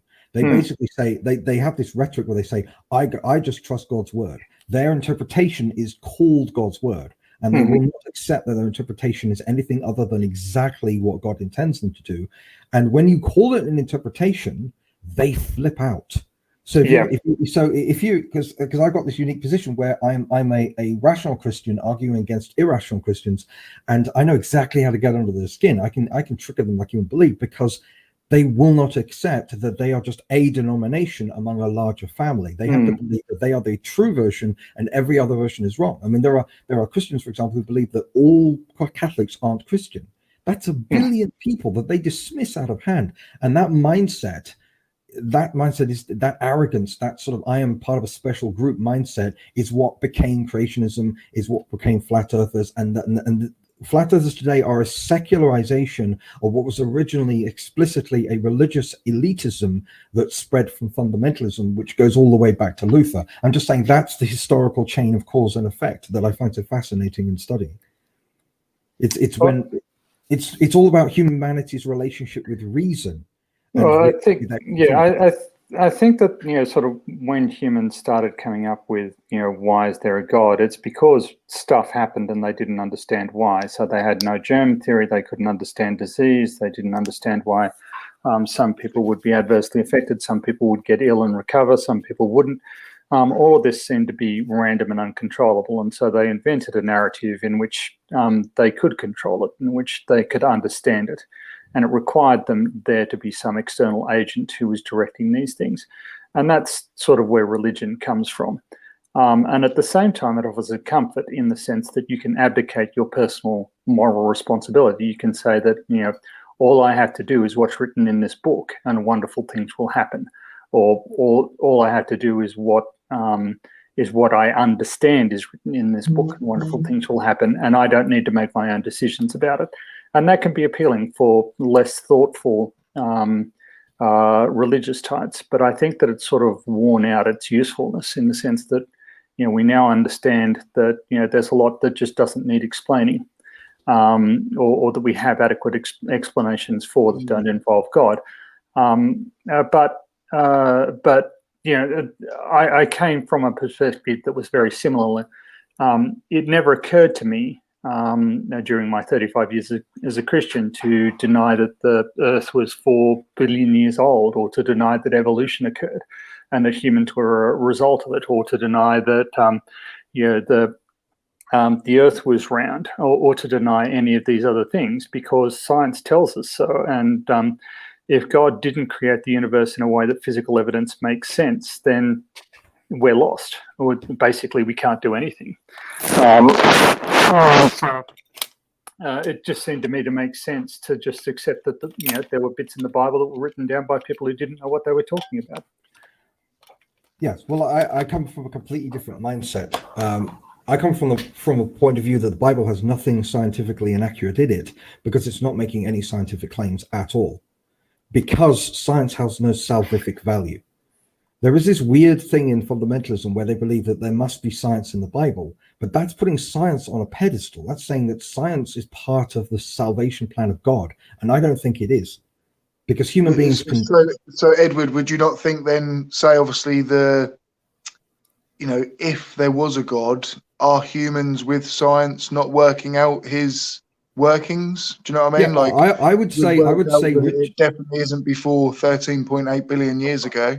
No, I would say that Richard Dawkins is the true creationist here, not people who call themselves creationists, because he's actually studying the creation.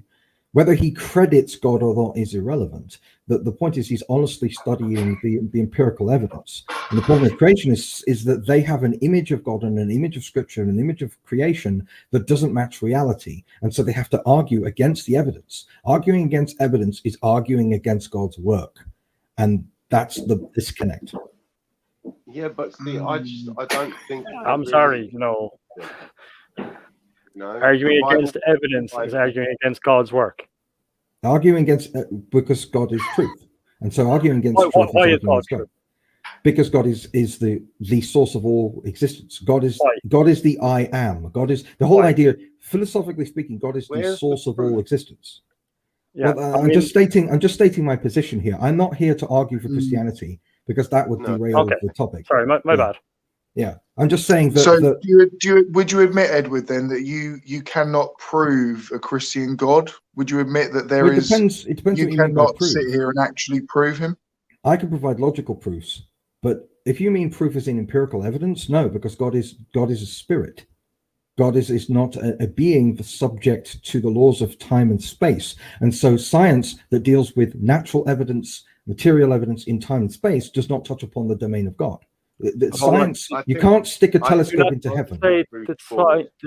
Be another live stream, you know, that would be a really awesome chat to have, and that you know, we could go on about that for hours. I mean, to be honest, Edward, mate, I think you're, you know, although I don't agree with what you're saying, or most of it actually, you know, I can tell you're a highly intelligent man, but you are a good conversationist, you know, obviously very passionate, and of course you're going to want to talk.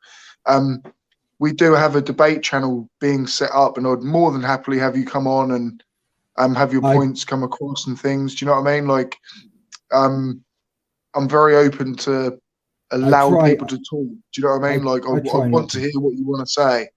Yeah. Well, I try not to debate because I do get very passionate sometimes. There are certain topics that if you get me on, I will just start ranting and raving. Like moral relativism, for example. But I think that's where you need moderation, you know. But yeah, do people not enjoy that? Like, I mean, don't get me wrong, Edward, but I mean, I'm clearly ranting and raving at you, and I'm apologizing for it, but I know I'm doing it. No, trust me, you're a lot more civilized and polite than some people I've dealt with. Well, I appreciate that. Thank you. But that's also because I think you're the same. You're giving me back that as well. You are giving me a chance to talk and stuff. So I'm actually, even though I'm ranting about it, I'm actually really enjoying this. And as far as I can tell, the chat is really enjoying it too. So if you're just worried that you get onto topics that you'd rant and rave about, well, that's what we're looking for.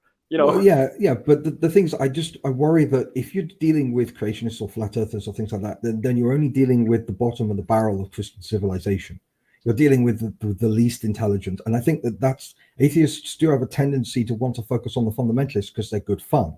They're low-hanging fruit. And I just want to remind people that most Christians are actually significantly more rational than that. And there are irrational Christians, there are rational Christians, there are rational atheists, and there are irrational atheists. And I don't think the world is divided into everyone that's an atheist is rational and everyone that's religious irrational, even though I know a lot of people want that mindset. I just think way more complicated than that. I've heard good arguments for atheists and bad arguments, etc. I agree with that. Yeah. You know, there's just rational and irrational on both sides. Yeah, I just think that the problem is that the more rational Christians tend to keep their heads down. They don't want to talk and socialize with atheists. And I think that's a mistake. I think it's a terrible mistake. I just think there's not enough rational Christians out there that are pointing out, no, fundamentalists do not represent Christianity. They do not understand scripture. They reject most of Christian history and culture and civilization. They have no idea what they're talking about. They do not represent the Bible. They think they do, and they're just a vocal minority. And I think it is usually the extremes, isn't it? That kind of, you know, that are easily labelled. You know, you can say, oh, it was the Islamics or the Christians, or but they're the extremes, aren't they? If you know what I mean. Well, obviously, you know, 99% of religious people, of course, live very moral lives, and I actually agree with the lives they live. If you know what I mean, like, I think there's nothing wrong with it.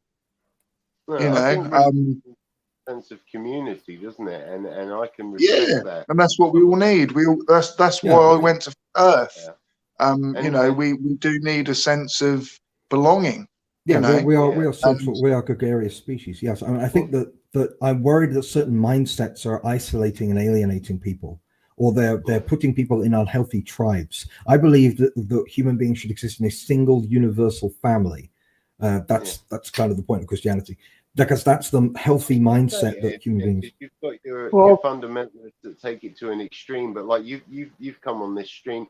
And well, obviously, you know, there's 4 atheists and there's you know, the one Christian, but we can have a civil conversation. No one's judging, you know, anyone's views on it. And I think that's how it should be, you know. Like you say, like the fundamentalists, I think, because they try to force their views on people, that really deters people more than gets them to accept the cause. So have people come across Richard Dawkins' analysis of the properties of religions? So I have not been to Dawkins.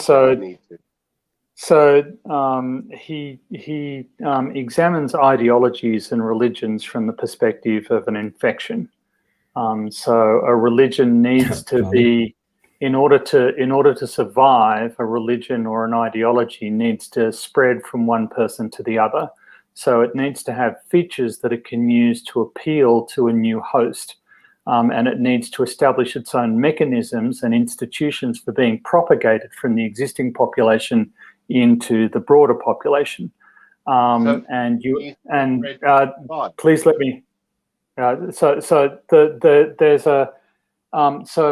in the central text is normally for these religions so broad and diverse that whatever attitude you want to bring to your religion, if you want it to be an inclusive one that is tolerant and friendly, you can do that. If you want to use the religion to justify aggression and hostility and superiority over other people, you can use the religion to do that. Because religions that don't permit multiple interpretations tend to die out because they're not competitive with the religions that do permit multiple interpretations. So the more restrictive the religion is in terms of its interpretation and implementation, the more likely it is to die out because it won't appeal to new hosts. It can't propagate as effectively. Now that's a very mechanistic way of looking at religions, but I think that it is somewhat empowering to look at, because one of the problems that I had as a Christian was there can exist perfectly moral, perfectly ethical, perfectly wonderful individuals who may be Hindus or maybe Muslims or maybe grew up in the highlands of New Guinea and have never encountered a religion other than their tribal customs. Why should these people be condemned to hell because they grew up in a different environment than I did? Even while I was a Christian, I did think that Christianity was the only way that somebody could be implementing God's work in constructing an inclusive global society in the way that Edward was suggesting. And that's, I finished my rant. It was a good round. That's awesome. I definitely agree with a lot of that, and yeah. Can I also? I just want to say. I mean, I mentioned it in the chat, but PhD Tony, I really enjoy your live stream. Just want to put that. Thank you very much for that. You're very kind. Yeah, no, so glad you've come along, good sir. There's 26 people in the chat, and I'm sure at least 24 of them have probably heard of you. But the other two, please do go and subscribe to PhD Tony. And obviously everyone else here, if you have enjoyed what you've listened to. Yeah, it's really cool. I'm loving this chat, guys. You got anything else to elaborate on, Ed, at all, mate? I missed a lot of that because my microphone died. Chomping at the bit to talk. Yeah, my microphone died, so I missed a lot of that. But it was talking about perfectly moral Hindus and things like that. Yes.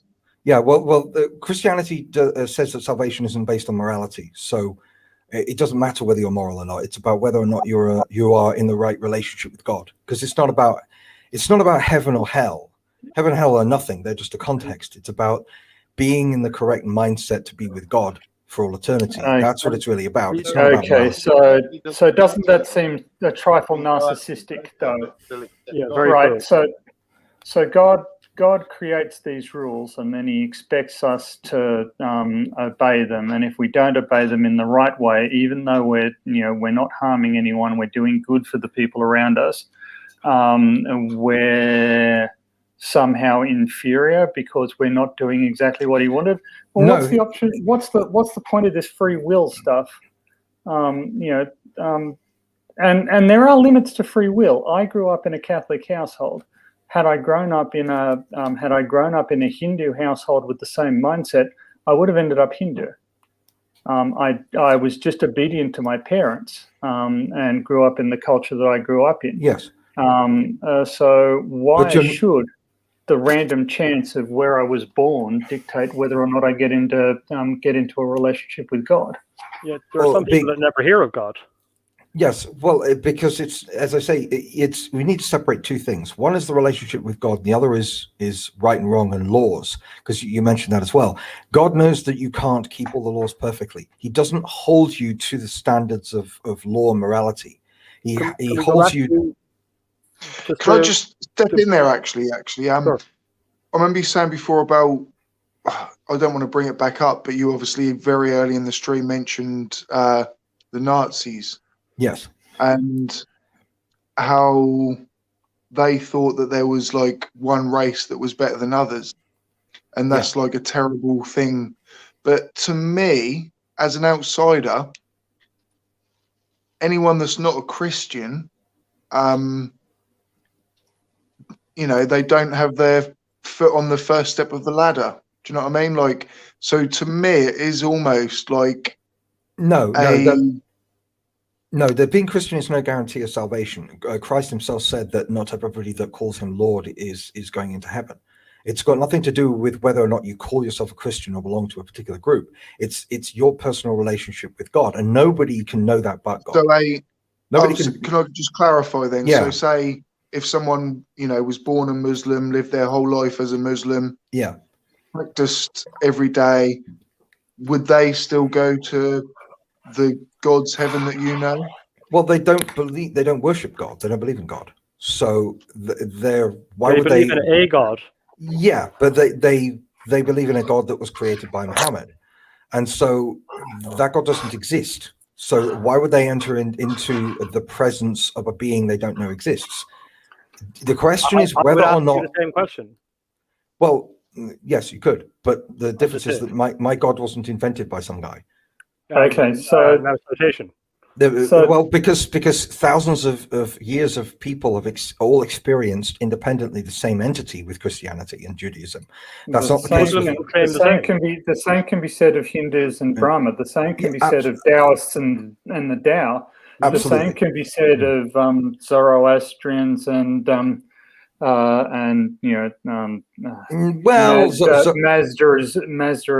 and whomever, or if we're going to go back to Babylonian times, Tiamat and Apsu. Everyone has their creators, and everyone has relations with them of different sorts. Now, the fact that you slap a different name on it and different cosmetic choices. There is a profound difference between a creator and a creation. God, it depends on how you interpret other deities. Are they made up? Some are, or are they creations that are mistaken for creators? And that's idolatry. Idolatry. How do you define which is the right one then, though? How do we separate that one from all the other ones that are not the right ones? Well, creations are very easily determined as being a part of the broader milieu. I mean, for example, let's just look at the prophets. Let's not look at gods right now. Look at prophets. Can we answer that question though? Yeah, well, because they're clearly made up. They're part of the mindset. Clearly to you, not to me. So, we disagree. How would you? Clearly to you, because you don't believe in any of them. So I feel that they're all made up, and you're saying that one of them isn't, and all the others are. So how no, not necessarily. some of them are clearly made up, and some of them are probably some sort of spiritual being that was mistaken for a god.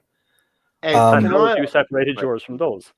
Well, because because some gods are obviously made up because they're clearly a product of an individual's mindset, an individual's. Let's take Joseph Smith, for example. How do we know that his understanding of God and Jesus was made up? Because he was a racist, and he was a sexual deviant, and so That's his not God. how you know somebody exists or not, though. I mean, No, exist and so on. Human beings are flawed, and they create flawed gods. And so, when you have a particular kind of flaw, and you create a god that reflects those flaws, that is obviously man-made, because you're part of a certain mindset. He was a white supremacist, and so not his God. explaining how you know which one is right or which one's wrong. I'm No, just wondering how you just decided the one that you say is right is the right one, and the others are wrong. It's a process of elimination. We Okay, can rule out. To eliminate it. Pardon? Ed, if you'd been raised, let's say Hindu, for example, do you think that you'd eventually have found your way to Christianity? Because I mean, obviously, from our aspect, Yes. you know, everything you say about the false gods, it's the same with Christianity. Well, I wasn't raised Christian. I found Christianity through a particular religion. Pardon? Were you raised a particular religion? No. See, if you'd been raised another religion, Yes. you know, odds are you'd have followed that one and not Yes. found your way to Christianity. Well, it depends. If I decide to, sorry. I think it's all a matter of perception and how we're raised. You know. Well, no, it isn't, because I reject how I was raised. Yeah. Sorry, guys. Just cutting in quickly. I've just noticed someone else in the chat, Juju Bear. I'm actually going to be ending the stream in about 15-20 minutes, buddy. I've only just noticed you. Sorry, bud. So rather than bring you on now, there's already 5 of us. It's been a really good chat. And I think we'll just obviously sort of carry on as we are. Nothing against you, mate. Yeah. Like I say, yeah, just popped up there. Sorry, buddy. But yeah, what I want to do is I always want to just have a maximum of 6 people. So everyone does get a chance to talk, if you know what I mean. So obviously we've got 5 at the minute. If I'd have seen it earlier, I'd have jumped you on, but Seek. Just out of interest, was he Christian? Because if he was, I'll happily drop out and let the numbers be a bit more even though I'm really enjoying this and I don't want to. No. Yeah, because I noticed actually, he actually did come on the stream the other day. He's a real decent guy, yeah. Yeah. So, but I do think he might be a Christian. So, stay. No, you stay, Dave. I'll try and stay quiet, so I'll put myself on mute and I'll try and say nothing. Okay. Juju Bay, you still there? Yes. There you go, mate. Cool. Like I say, I am gonna be rounding it up in about 15-20 minutes. But I think we should actually kind of applaud ourselves here, guys. I think it's been a really successful chat. Juju Bear, what are your beliefs? Well, it's kind of up in the air. I'm not really sure what I should believe in. I was raised Christian, but oh man, don't judge me for this, but I'm kind of thinking about like going pagan, like maybe be a witch or something. Oh dear. Yeah. I went out with a witch for 7 years, a Wiccan, and no, that's not the way. It's got a cool aesthetic. I get the whole sort of Halloween every day kind of mindset. I get that. I liked it. Yeah, I found it very attractive, to be honest. Absolutely. I mean, I write novels about pagan beliefs, and that's some interesting stuff. Well, I'm writing a novel set in an alternative universe where the world is divided into pagan and Christian, mystical and industrial parts of the world, and the way that they clash with each other is fascinating. That's pretty cool. I like that. Yeah, but the thing is, I simply addressing what Limey was saying. I was raised one way and I changed my position. And most people don't do that. And I think that's a mistake. I think most people should question. You were raised from a non-religious standpoint. Yes. You've been raised in a particular religion. Well, I think atheism is a particular religious mindset. Well, no, it isn't. Well, yeah, Sorry. maybe in a Well, way. Sorry. It has. Can you explain why? Well, because a lot of atheists have a lot of their talking points. They have a lot of their arguments. They have a lot of their culture. They have their own heroes, their own saints. It's sociologically equivalent. Can I interpose here? Please do, Pierre. She's on it.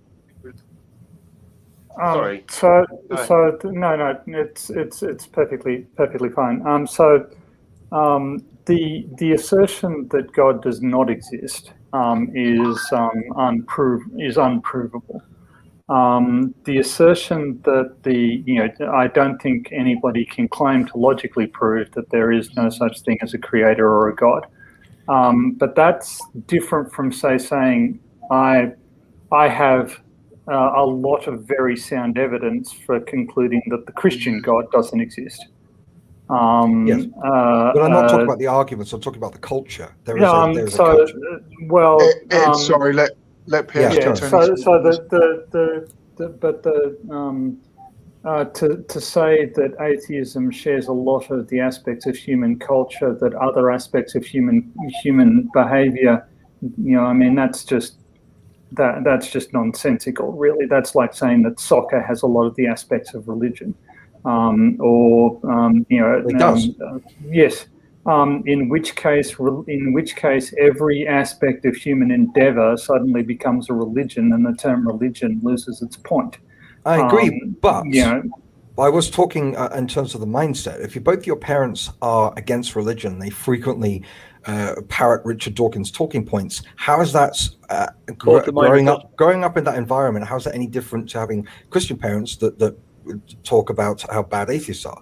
I mean, it's the same. Your parents are telling you a certain line of a certain narrative because of certain writings by a certain person. Functionally, it's the same. I agree that intellectually, atheism. Yeah. Go on.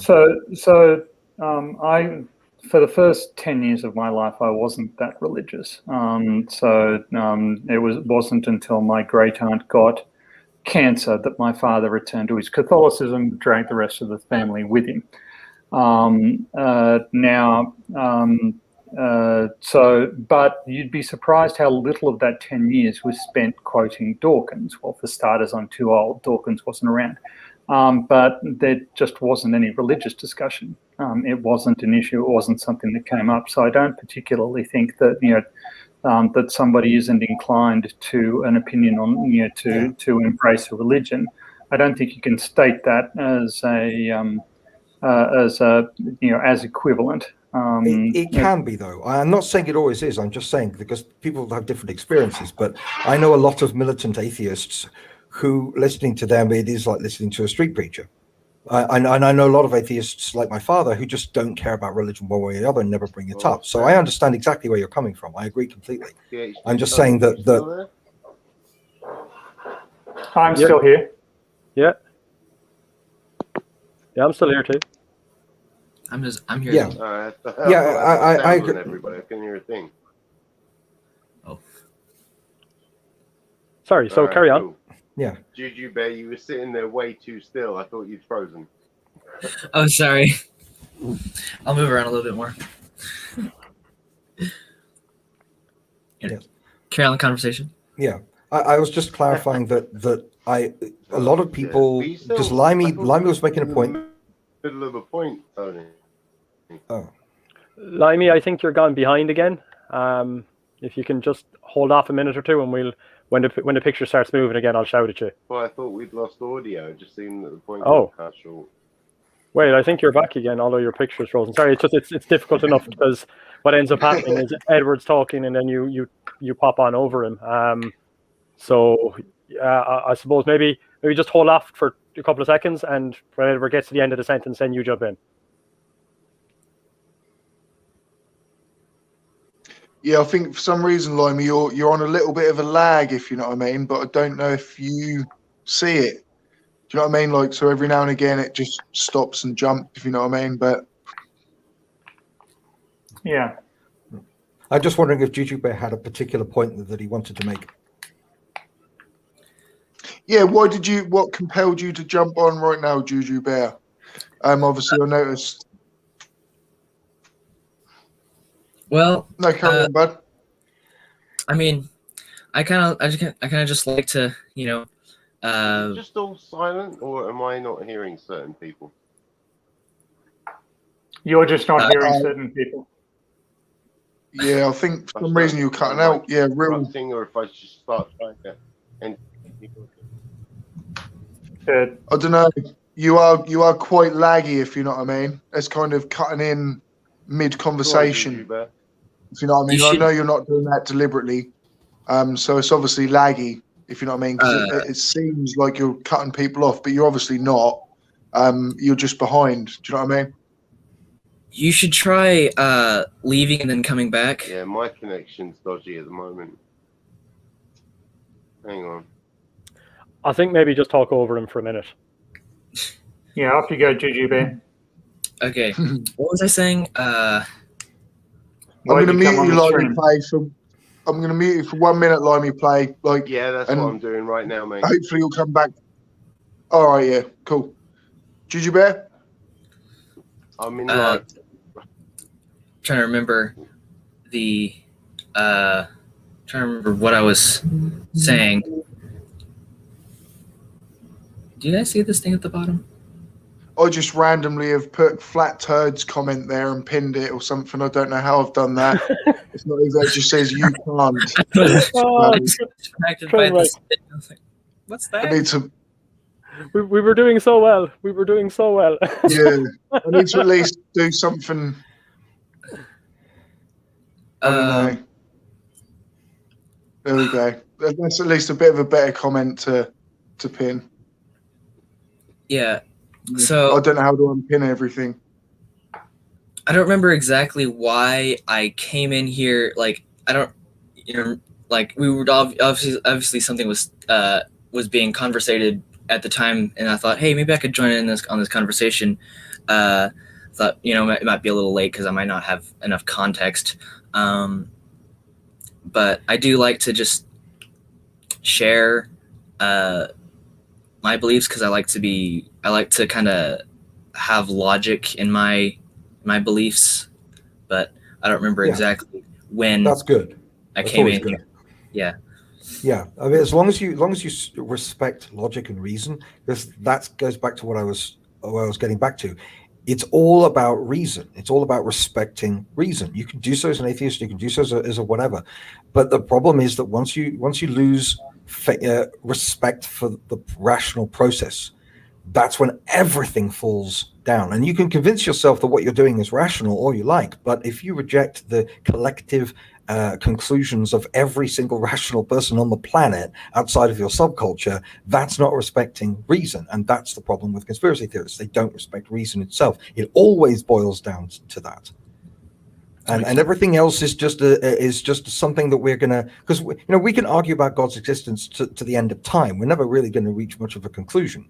As long as that's why I think it's more constructive and productive to discuss reason and how we respect it and how we follow it. Reason is the logical integration of empirical data. As long as we keep that in mind, as long as we focus on that, then we're okay. And we need to focus our criticisms of conspiracy theory mindsets on that flaw, on that mind, on the mentality and the mindset that they have, so that we can prevent people from being uneducated out of understanding. Because think of all the kids that are raised creationists or flat earthers. They'll never be able to have a career in STEM fields, or a lot of the STEM fields anyway. Well, why? I mean, you've thrown in creationists here. Why would you separate creationists from other, we'll say, fundamentalists in any other religious group or anything like that? Like, would you lump all of those in together?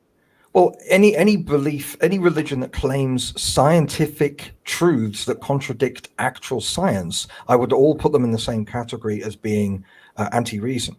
And I find it then very difficult to see where Christianity doesn't also tick that box.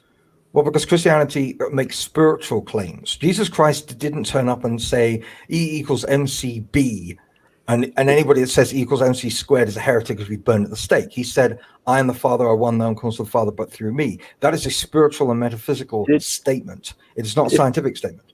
But if we're talking about stuff that's said in the Bible, like, I mean, there's lots of stuff that's said in the Bible. I don't want to go into because I know, like, you know, it would turn into something ridiculous. But like, surely you agree with me, there's a lot of stuff that's said in the Bible that we know is demonstrably not true. Would you agree with me on that? No. There's nothing. Okay. The Bible. So are you including both the New and Old Testament in that? Of course, the Bible is the Bible. So then, when we talk about the creation story at the start of the Bible, yeah, that's all. Saying there, there's like that's not incorrect. No, it depends how you understand the story. What is the purpose of the story? The story. I understand it currently is wrong, right? Clearly, because the way I understand it doesn't go well. Whatever, my understanding must be wrong, I suppose, is what I'm saying. Yes, yes, probably. So if you could correct me on how that how the story in Genesis 1 actually matches with what we see in reality, that would be awesome. Well, for example, sorry, I just want to bring up Paige Turner's comment here. Yeah. It's obviously, you know, it's not supposed to be Juju Bears. It's not supposed to be anybody's turn, but I do want to give the lad an opportunity. If you do want to say something, you look like you're chomping at the bit to want to say something, buddy. No, I'm just like really into the conversation.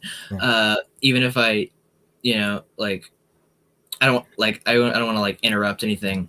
At one point, we were talking about like the creation myth in the Bible. Yeah, the order of events that happened in the Bible is actually really out of order, because I think it was light, and then it was the light, and then dark, so sun and the moon, and you know, the earth, and then like the order of creation of the creatures. I think it was creatures of the land were created, and then the creatures of the sea and the air were created. So yeah, that's all out of order, and so how would that be like true? Yeah. Well, it all depends on what do you understand the Bible to be? What is the purpose of the Bible? The problem is there are people who think in the Bible in modern terms. We think in modernistic terms, in scientific terms, in empirical terms. Nobody in the ancient world did that, unless your name was Eratosthenes. Everybody in the ancient world thought in terms of what is the proper order of society? What is the proper order of the universe? How do we make sense of the universe? The purpose of the creation stories in the Genesis is to outline what is the proper order and orientation of reality and human beings in relationship to reality. This is why it talks a lot about how human beings are supposed to use animals, what the relationship between humans and animals is supposed to be. That's the point here. It's the Genesis, the Adam and Eve, for example. The point of the Adam and Eve story is to explain, is to provide an archetypal example of how free will drives a wedge between God and man, and how human beings are meant to have certain forms of relationships with each other. That's the point. It's about the ordering. In other words, the Bible provides archetypal examples of the correct ordering of reality. That is what the purpose of Genesis is, because that is what the priority of ancient people were. We need to understand the mindset of the people at the time and not impose our modern views on the Bible. The Bible isn't a science textbook. So I'm going to sound very naive here. Do you, I mean, obviously, say the Christian interpretation of Adam and Eve, etc. Do you believe that? Yeah, Adam and Eve. If you read the Bible, Adam and Eve were created after humanity in general were created, because they're created in Genesis 2, not Genesis 1. And Adam and Eve were created to be a special priest class that would have a special relationship between God and man, but fell. And the whole sort of tree of knowledge thing, that's just an example. That's just an example. All the other human beings that existed at the same time were all falling from God in different ways. It's just that Adam and Eve provided a specific example of a type of rebellion. But Cain and Abel, for example, is another example of a rebellion against God when Cain kills Abel. And so each of the stories represents an archetypal example of how and why human beings separate themselves from God. And Adam and Eve is the example of that. Adam and Eve are not represented as the first human beings ever created, because human beings were created before Adam and Eve in the Bible, and there were other human beings that existed outside of Adam and Eve and their immediate family as well, according to scripture. It's just people want to dumb down the Bible and turn it into a literalist textbook of science, which is ridiculous, because nobody thought like that back then. Do you sort of believe that there was millions of years before the Bible was written, that existed when evolution happened? Yeah, absolutely. Of course. Why not? I mean, that's what the evidence says. That's what the evidence says. Why would the Bible touch upon that? Because it has no bearing on the immediate needs of tribal societies. If the Bible had any science in it, what is science? Science is a method. It's a process. The Bible can't have any science in it because human beings weren't capable of emulating and repeating the process. And if it is not part of a repeatable process, it's not science. So, why did it take man, say, nearly 13.8 billion years to even really conceptualize the existence of what we sort of preach to or believe in, if you know what I mean? Why did it take us so long? So long from our point of view. From our point of view, it took a long time. But you've got to understand that God exists in what is known as an ever-present now. He sees the past, present, and the future simultaneously. He doesn't exist in our time of reference. The problem is that a lot of people try to reduce God and drag God to human, because that's how it's described in Scripture. And because how do you know that the Scripture was correct? How did you verify that? So I'm not saying anything about what's in the Scripture now, but the Scripture itself. How did you verify that Scripture was actually accurate as opposed to any of the other scriptures written by other people? Because it's logically coherent and it matches but the it evidence. Isn't. But it isn't. You just said that yourself. You said we can't scientifically test it, so it clearly can't be. It's not that we can't scientifically test it. We can, after all, test empirical, historical evidence. But the point is that science in it, right? Yeah, there's no if it made a scientific statement, it would be useless to everyone who read the Bible up until the modern world. But it made a statement about the order of events, and that order was wrong. No, it makes a statement about the ordering of events, not the order of events. This is the mistake. No, it gives days. Yeah, it talks about days as a category of ordering. A placeholder. But it gives numbers with those. 1, 2, 3, 4. Yeah, but the numbers are symbolic. Numbers. How do you know that? Because the Bible doesn't deal with numbers in a modern mathematical sense. It deals with numbers as terms of symbolism. Well, if you read, for example, you can like with pseudoscience, it's just saying that the Bible, doesn't treat numbers the same way to sort of skirt because people didn't in the ancient times. If you read. No. You can ask. Give Tony a chance to talk there. He wants to say something. He's been silent for a good while. Okay, PhD, please. I don't want you to. Obviously you've been really polite and sat there. Please, if you've got anything to say, mate, please go ahead. So I would suggest that I would suggest that actually there's something of a mistake here in asserting that the contents of the Bible are logical, or that religion is about logic. Now, obviously, engagement with reality is important, but humans do have emotions and they have emotional needs. The purpose of a religion is to actually address those emotional needs. If you feel insignificant, then your religion can give you a sense of belonging. It can give you emotional validation. It can give you, a role in the world, a purpose. It can provide all of these things that people may need to maintain their emotional health. So the coldly rational approach that we can read through the Bible, a lot of the biblical stories are designed to address an emotional need. The book of Job, for instance, is all about why does bad stuff happen to good people. And their answer is, well, if you're good enough, then eventually the bad stuff will go away and you'll be rewarded by God eventually. So there's and this gets back to Juju Bear's discussion on entering about still thinking about religions. It's perfectly good. It's perfectly satisfactory to identify a religion that meets your emotional needs, but do not use it as an excuse to belittle, target, or be immoral to the people around you. That's not what a religion should be. So I would suggest that take your time. Take your time identifying yourself, and your emotional needs and your intellectual and emotional approaches, and then choose a framework that will work for you, and that's perfectly valid. That is a perfectly valid way to approach it, and I kind of think that there are a lot of dictatorial elements, that there's only one right way to do things, and that kind of ignores the fact that we are all very, very different people with very, very different emotional needs and emotional compositions. I think you need to accept that reality, and I feel like that emotional grounding that we have affects our ability to interpret, or our inclination to interpret, what is in front of us. This is why you get people with very different interpretations of Scripture.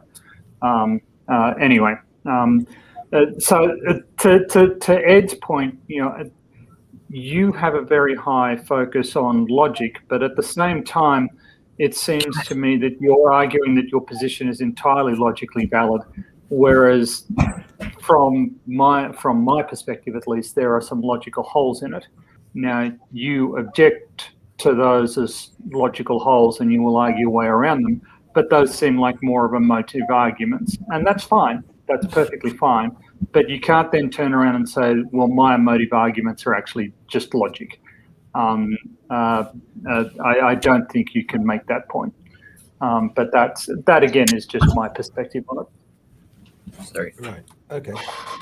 I would disagree that each individual necessarily looks for things that suit themselves. There are certain universals that shouldn't be denied, and I think that doing the whole sort of it suits yourself thing, we're not each an individual species. We're all the shared species. So I think I would look for things that suit you, yes, but also look for things that that agree with the universals of human existence.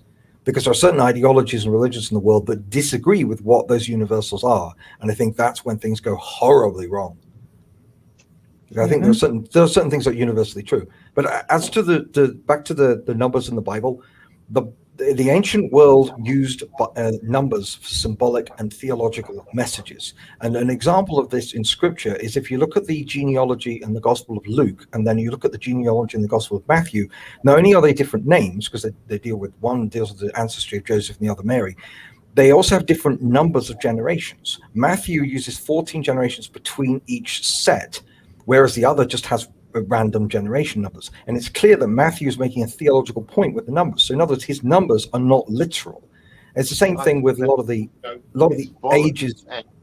No, because 14 is a theologically significant number. But I'm a little shocked that you're a psychology major and you've got 180 IQ. And that argument just there, that makes me shocked that you believe in it, really. Well, after that. No, I'm giving you an example. Respect people's beliefs, but numbers as just symbology, they knew what numbers were back then. That's another thing where you just take something out of context. How do you know what their mindset was? Have you studied ancient mindset? Because I've studied Gematria, I've studied these. Okay, can I bring up there's a biblical scholar whose work I'm quite fond of called Bart D. Ehrman, Ehrman, who wrote such works as Misquoting Jesus or Jesus Interrupted, etc. And he wrote an essay on exactly this, on the difference in interpretation and the difference in the genealogy you just presented. And he gave this tortured and logically tenuous argument that would explain it, but required a bunch of other stuff to be true. No, and when he submitted the lecture and when he submitted the essay, he got it back from his lecturer, or they were just wrong, right? I don't think that we need to accept that sort of the structure of the Bible is free from human error or human interpolation. It demonstrably is. All I was saying is that Matthew's use of 14 between each group is a theological point that he's making. That's all. That's not tortured. When you use certain numbers that correspond... Pardon? That's just your interpretation. No. Why does Matthew have the same numbers between each generation? I agree with that. Are you saying that Matthew didn't deliberately use a specific number for specific groups? He uses 14 generations from Adam to Moses, 14 generations from Moses to David, 14 generations from David to Jesus. He's making a theological point. How is that convoluted? How's that torturous? If he is, it's still a load of bollocks like that. That's okay. That's okay. Point, you disagree with the point he's making. That's fine. But at least acknowledge that he's making a theological point. He's not stating the numbers are literal. He's making a theological point. I think the numbers are just, it's another thing. Can you try to understand his mindset? He is using numbers. I'm just saying. It's not a theological can I? point. I'll just jump in again here. Is say, imagining someone's mindset. It's not imagining. No, this is called exegesis. This is biblical exegesis. This is standard scholastic analysis. When you're dealing when you're looking at certain patterns, we know that the number 14 was considered theologically significant to Jewish Gematrian theory. We know that he uses 14 deliberately, despite the fact that the Old Testament and Luke use different numbers. We know he must have been making a deliberate point. He deliberately changed the numbers to make a theological point. That's not controversial. That's not convoluted. That's not tortuous. That is self-evident, because we know that you always used a major form of OCD where he had something for the number 14, like we know that 14 was generally this isn't no because that would only be the case if it was an arbitrary number. It was a number that was theologically significant. Be arbitrary. I mean, it's the same thing, It is if it's individual. Number 3. Yeah, guys, you're starting to cut each other off a little bit here. It is, it's good that you're both getting passionate. But please let each other, whoever doesn't want to jump in. It's not just between you two. But can I make a point? Go for it, mate. Yeah. So yes, exegesis or reading against the text is a standard technique for trying to interpret.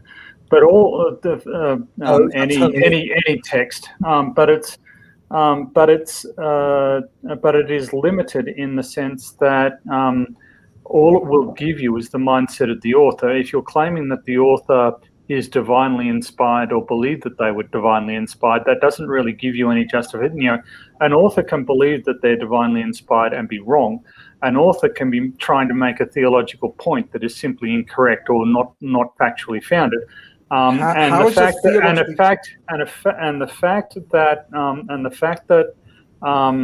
fact that Matthew was doing this does not make the alternative genealogy any more valid or any more accurate or any less theologically significant. Perhaps you just chose different individuals for Jesus to be related to make a different point. No, it's not about the names, it's about the numbers he used. All I was doing was pointing to an example where the Bible uses non-literal numbers. That's all. Yeah. Are you saying that he meant the 14 generations to be literal? Why would he would know that the audience would know it better?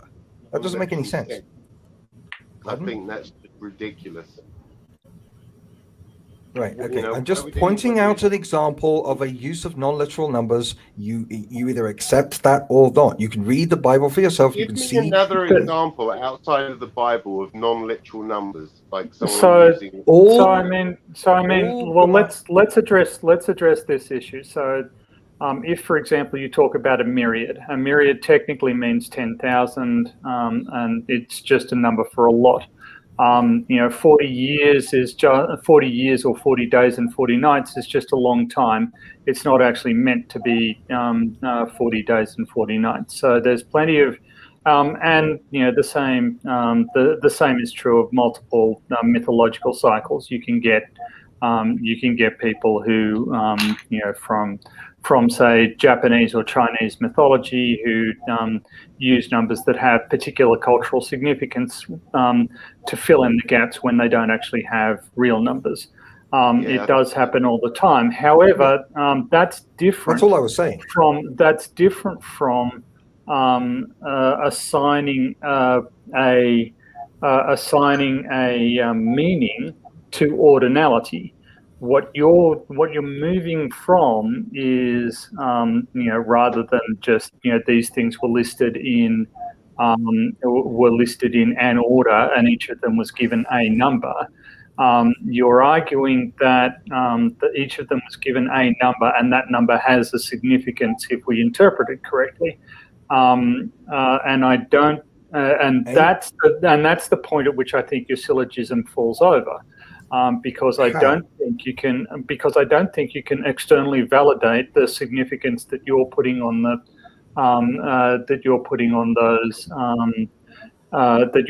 the ordering of things. You're saying that because you put it in this order, it must be interpreted this way. No, because we have other examples. I'm arguing from analogy here. Jewish gematria uses these numbers and these numerical significance all the time. We have loads of writings from both Jewish and Gentile sources that used gematria and numerical significance. Numbers, names, for example, were constantly being turned into numerical equivalents in ancient Roman graffiti and ancient Roman writings. They were always doing it all the time. No, people didn't have the ability to accurately count dates and historical time periods back then, and so it's taken for granted that numbers were used for theological point. Not if you're. So I have a follow-up question to that. Let's suppose that you're correct and that gematria critical, vital in the interpretation of the Bible and the assignment of. Many rabbis would say so. Then why does the Christian Church not teach gematria to Christians? Well, biblical scholars recognize that it was in vogue. Biblical scholars do, but the people who are actually trying to propagate the religion don't.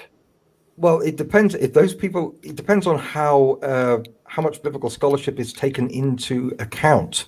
There are certain preachers or certain educators who would take that into account, and some don't. Those who don't some of them fall into the mindset that I'm talking about, where they have developed a contempt for biblical scholarship and for the intellectual history of Christianity, which is one of the things that annoys me. They are ignoring what we have learned. They are ignoring the knowledge, ignoring what we've learned from studying Judaism and studying extra biblical writings. They say the Bible can be understood entirely in its own terms without any need for context or historical analysis, and that's where you get all these crazy interpretations. If we accept the primacy of gematria and Jewish interpretation, are we not then also forced to accept that God is immoral? No. Didn't he lie to Abraham? How? Didn't he kill everybody on earth? Didn't he destroy 2 cities? Yes. Okay. And he destroyed. You're claiming that those are moral actions. Well, you see, because God isn't a human being. God is the source of life. God God is the source of life. He is unbounded by morality. No, he is the source of morality. You see, the problem is that you're turning God into Zeus, or you're judging him as a human being. If you're an entity that is the source of all souls and all life, then you have the ability to. Just thought of a good question. Yeah. How? Because you're saying you're judging him as a human being. Yes. But him is a human being thing. So how do you know God is a him? It's not. It's anthropomorphic language. The Bible uses anthropomorphic language in order to try to explain, get us closer to an understanding of God. God, for example, is at times described in female terms. When God is being approached as a king, he's described as a king. When he's described as a father, it depends on the role. When he says the role of a father, he's described in patriarchal terms. It depends entirely on the role he is. Does that not worry you? Just that, no, because the description changes depending on the role it needs to fit. Because human beings have trouble understanding matters of pure spirit. God is pure spirit. We are not, and so there is this. There's this. Tell me what that is. I don't know what that means. Like, I don't know what spirit means. It basically means that he is not a material being bound by the rules of space and time. What does that mean? It means what I just said. It means. Well, you want an actual epistemological and ontological dissection? I mean, we'd be here all day. Well, I will make a point that saying that God is not like anything you've experienced or can experience or can even or can visualize or can understand, and that he's not subject to any and that he's not subject to any logical constraints. Evidently, he is subject to logical constraints. Physical constraints. Evidently not. I mean, he is subject to logical constraints. Okay, can he make a rock that is heavy enough that he can't lift it? No. Okay, so God is God is subject to logical constraints because God is rational and consistent. If God was not subject to logical constraints, he would not be rational and consistent, and he'd therefore not be moral. To be moral means to be hang on. You're claiming that God is consistent. Okay, yes. So in the case of Noah, he killed everybody on earth. No. In the case of Jesus, he sent down his only son. Why didn't he send down his only son when Noah was around? Well, human beings have to be gradually matured out of their errors. It takes a long time. You can't just travel. If you travel back in time thousands of years. And of course, drowning all of them is going to help. Well, he didn't drown the whole world. He drowned a particular region that had become hopelessly corrupted, and he saved all the people. That's not what the Bible says. Yes, that's what the Bible says. The Bible says that he killed everybody on earth, and that except for Noah and his descendants. No, the Bible describes. I'm just going to add a comment here. In my belief, the world is probably now more morally corrupt than it has ever been. It depends on which region. They're not a third coming or second coming. The reason, well, God promised he would never flood the world again. So that part of the world, anyway. The point is, why do it in the first place? If he had a better plan than flooding the world, why was that his go-to option? Because human beings have to be educated. You don't just dump a PhD exam on a 5-year-old. You have to gradually drag them out of the error and the terrible mindsets. It's process. You understand? Salvation is a process. Jesus didn't just turn up in the Garden of Eden, click his fingers, and solve all the problems, because humanity had to understand the depths of its error and learn from its mistakes. Yeah, but how exactly is he educating us now? Well, I have a question. Because what you just said seems to predetermine that people who were born at the time of Christ or slightly before were preordained to fail.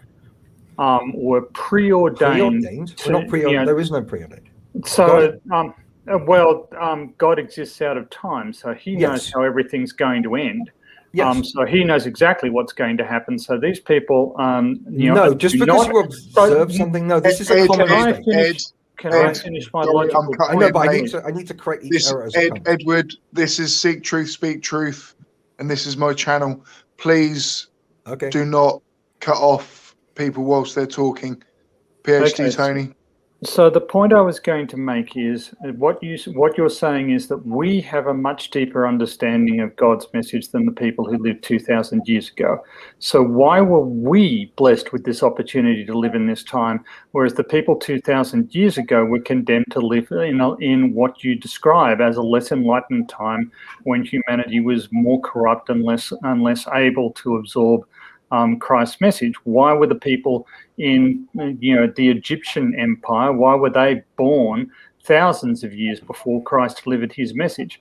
In what sense is this fair? In what sense is this just? In what sense is this reasonable that we have all of these opportunities to process enlightenment, but all of these previous generations had less chance than we do? Well, none of the generations are ready or prepared or wanted to hear the message. What happened when Jesus Christ came to earth? He was sentenced to death by the authorities of his time period. So clearly human beings weren't ready then any more than they are now. Nobody is ready. Nobody is ready in any time period. But you just said that humanity is maturing. No, humanity is developing over time. Not humanity, only portions of humanity that have received the law. Human beings had to receive the law. They had to be prepared. They had to develop a certain portion of humanity, had to be prepared and turned into a nation of priests so that they could then spread the message to the rest of the world. In other words, Israel, and I mean the person and his descendants, were especially a trained class of specialists who were actually trained up to a certain level, and then when Christ came, they were given the conclusion of the lesson. Like, here's the last lesson. Now here's your qualifications. Throw your hats in the air and go out into the world. So God was training up a certain group of people so that they could be ready to have the complete understanding of God's message, so they could then spread it to the rest of the world. You couldn't do that all at once because you had to work with human beings. Can I ask a question? Can I ask a question? Yes. Is the God that you're referring to, Edward, is that God omnipotent? Yes. Okay, so then all of this preamble is all not really relevant, because the point that we have is that you're saying that God couldn't do it this way or he couldn't do it that way, but I don't understand how we could have a couldn't with a God that is omnipotent. Like, if God can do anything, like, okay, we can't imagine it, how it would work because we're just human, but if a God is omnipotent, then the God should have just done it the right way around the first time round. What's the right way around? I don't know, but surely the right way around isn't to drag people through all the what we've had before. You know what I mean? He didn't drag us. We dragged ourselves. We screwed ourselves over. No. But the point that you were responding to, which was Tony's point, was that God is also in the future, so he knows all of this. He knows everything that's going to happen beforehand. He created everything, so he made everything happen the way it happens. So you don't choose this. God makes it happen. We choose our own fate. So God didn't make it happen. Free will. God loves us and thusly does not interfere in our free will. We screw ourselves over. How is that possible? How is it possible to have free will if I can't, like, God already knows what's going to happen to me tomorrow, right? So God already knows what's going to happen to me tomorrow. So how then can I make choices? Observing something isn't the same as affecting it. No, but it's already happened. Well, if you observe a child who is about to touch an electrified wire, do you stop the child from doing it? I would, yes. Okay, why doesn't God? Well, because at the end of the day, God is observing all points in time simultaneously, the entire human race. If God were interfered in every single instance where we make a mistake, deliberately or otherwise, our free will would be whittled down to nothing. The whole point is that human beings is free will. Everything. Without it, we are not alive. Without it, we're not human. Without it, we are nothing. So, free will is everything. What you're saying is that God gave me the free will not to worship him, but then gets all pissy when I choose not to. Well, in the same way that a parent will get annoyed if a child kept doing the wrong thing. This is a parent who demonstrably doesn't care for me because he'll let me touch an electric wire. Because the job of the parent is to prevent the child from touching the electric wire, not God. Yes, but you just said that God is my parent. Yes, like a parent, but to humanity as a whole. That doesn't mean that his job is to be a literal parent for every child. That's the job of the literal parents. Okay, so can you explain to me why the suffering of animals is necessary? Necessary? Yes. Why is it necessary that animals suffer? It's not necessary. We don't have to. Then why does it happen? Yeah. Well, at the end of the day, because animals are prone to eat each other. They die of Right. disease. They Yeah, die. they die of suffer disease. accidents. Well, diseases are often creatures in their own right that are surviving. Yeah, but why does that happen? Why do we get skin cancer? Because we If live in a God fallen designed world. us, why do we get skin Yes. cancer? Well, because at the end of the day, we live in an imperfect world, but we have to. Or the world consists of a part order and a part chaos. Our job is to bring a order into chaos. Cancer is an example. Is there a message from then, like, because you're saying that basically that the reason God is allowing these sufferings to happen or whatever have you is so that we learn and we grow as a result of that. Yes. So then when Tony was asking about cancer, what do we learn by getting random cancer? We learn how to cure cancer. But we don't. If it didn't exist, there would be no need to learn how to cure it. Yes. Yeah, absolutely. But then we wouldn't learn anything. If there is a God, they must be. If there is a God, they're playing games on us, aren't they? How? They're testing us. Well, of course they're testing us. I've had a lot of struggles in my life, and I know every one of us sitting here has. And are you a better person for them? I was almost a dead person as a result I wouldn't say I'm a better person, but I've learned from it. You are a better person then. You're welcome. The problem is you think all suffering and pain is bad. I mean, you basically you're not looking at things in a spiritual. At the end of the day, that was never asserted. What you're asserting is that all suffering and pain is good. No, I'm saying suffering and pain is at times a necessary part of our learning process because we're very. And you're saying that learning is good, therefore suffering and pain are good. I think on a more sort of just moral sense of like, you can't have good without bad, if you know what I mean. Like, if everything was always good, life would be really boring, wouldn't it? I'm not saying I wish bad upon anyone, but So let's look at we've been focusing here on the human side of things. Obviously, humans learn from their suffering.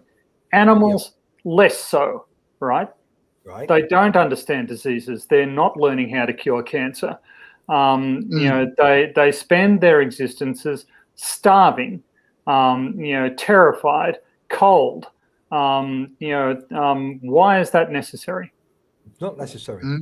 If you want to make God, it has to be. Why doesn't God? Why is God allowing this suffering to occur? The world is chaos. The world is partly order, partly chaos. The world is as God made it.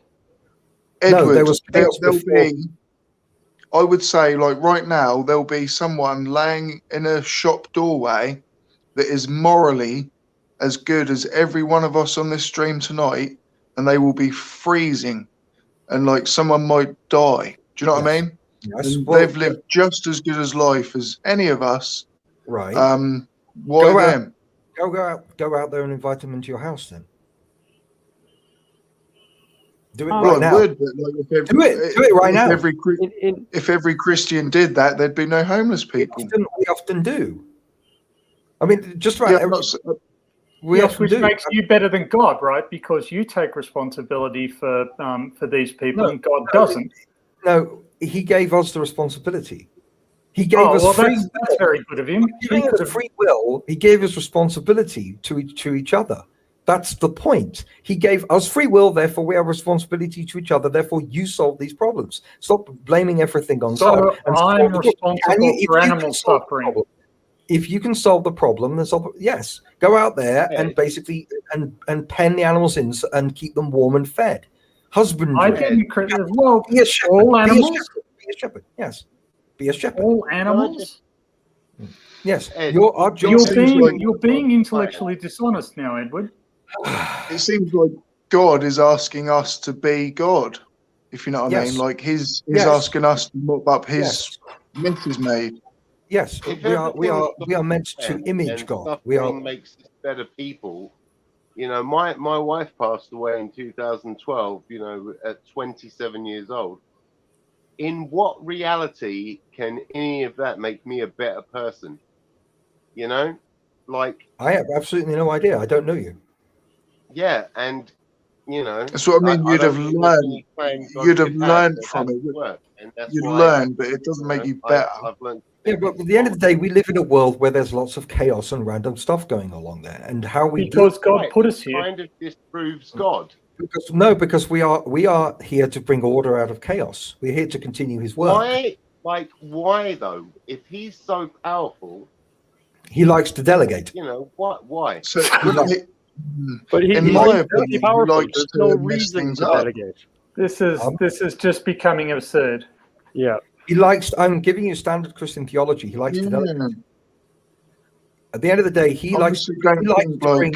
First, there was chaos. Then there was God that brought the order into chaos. Then He created servants of both the divine and non-divine natures in order to carry on His work, out of a giving, loving tendency.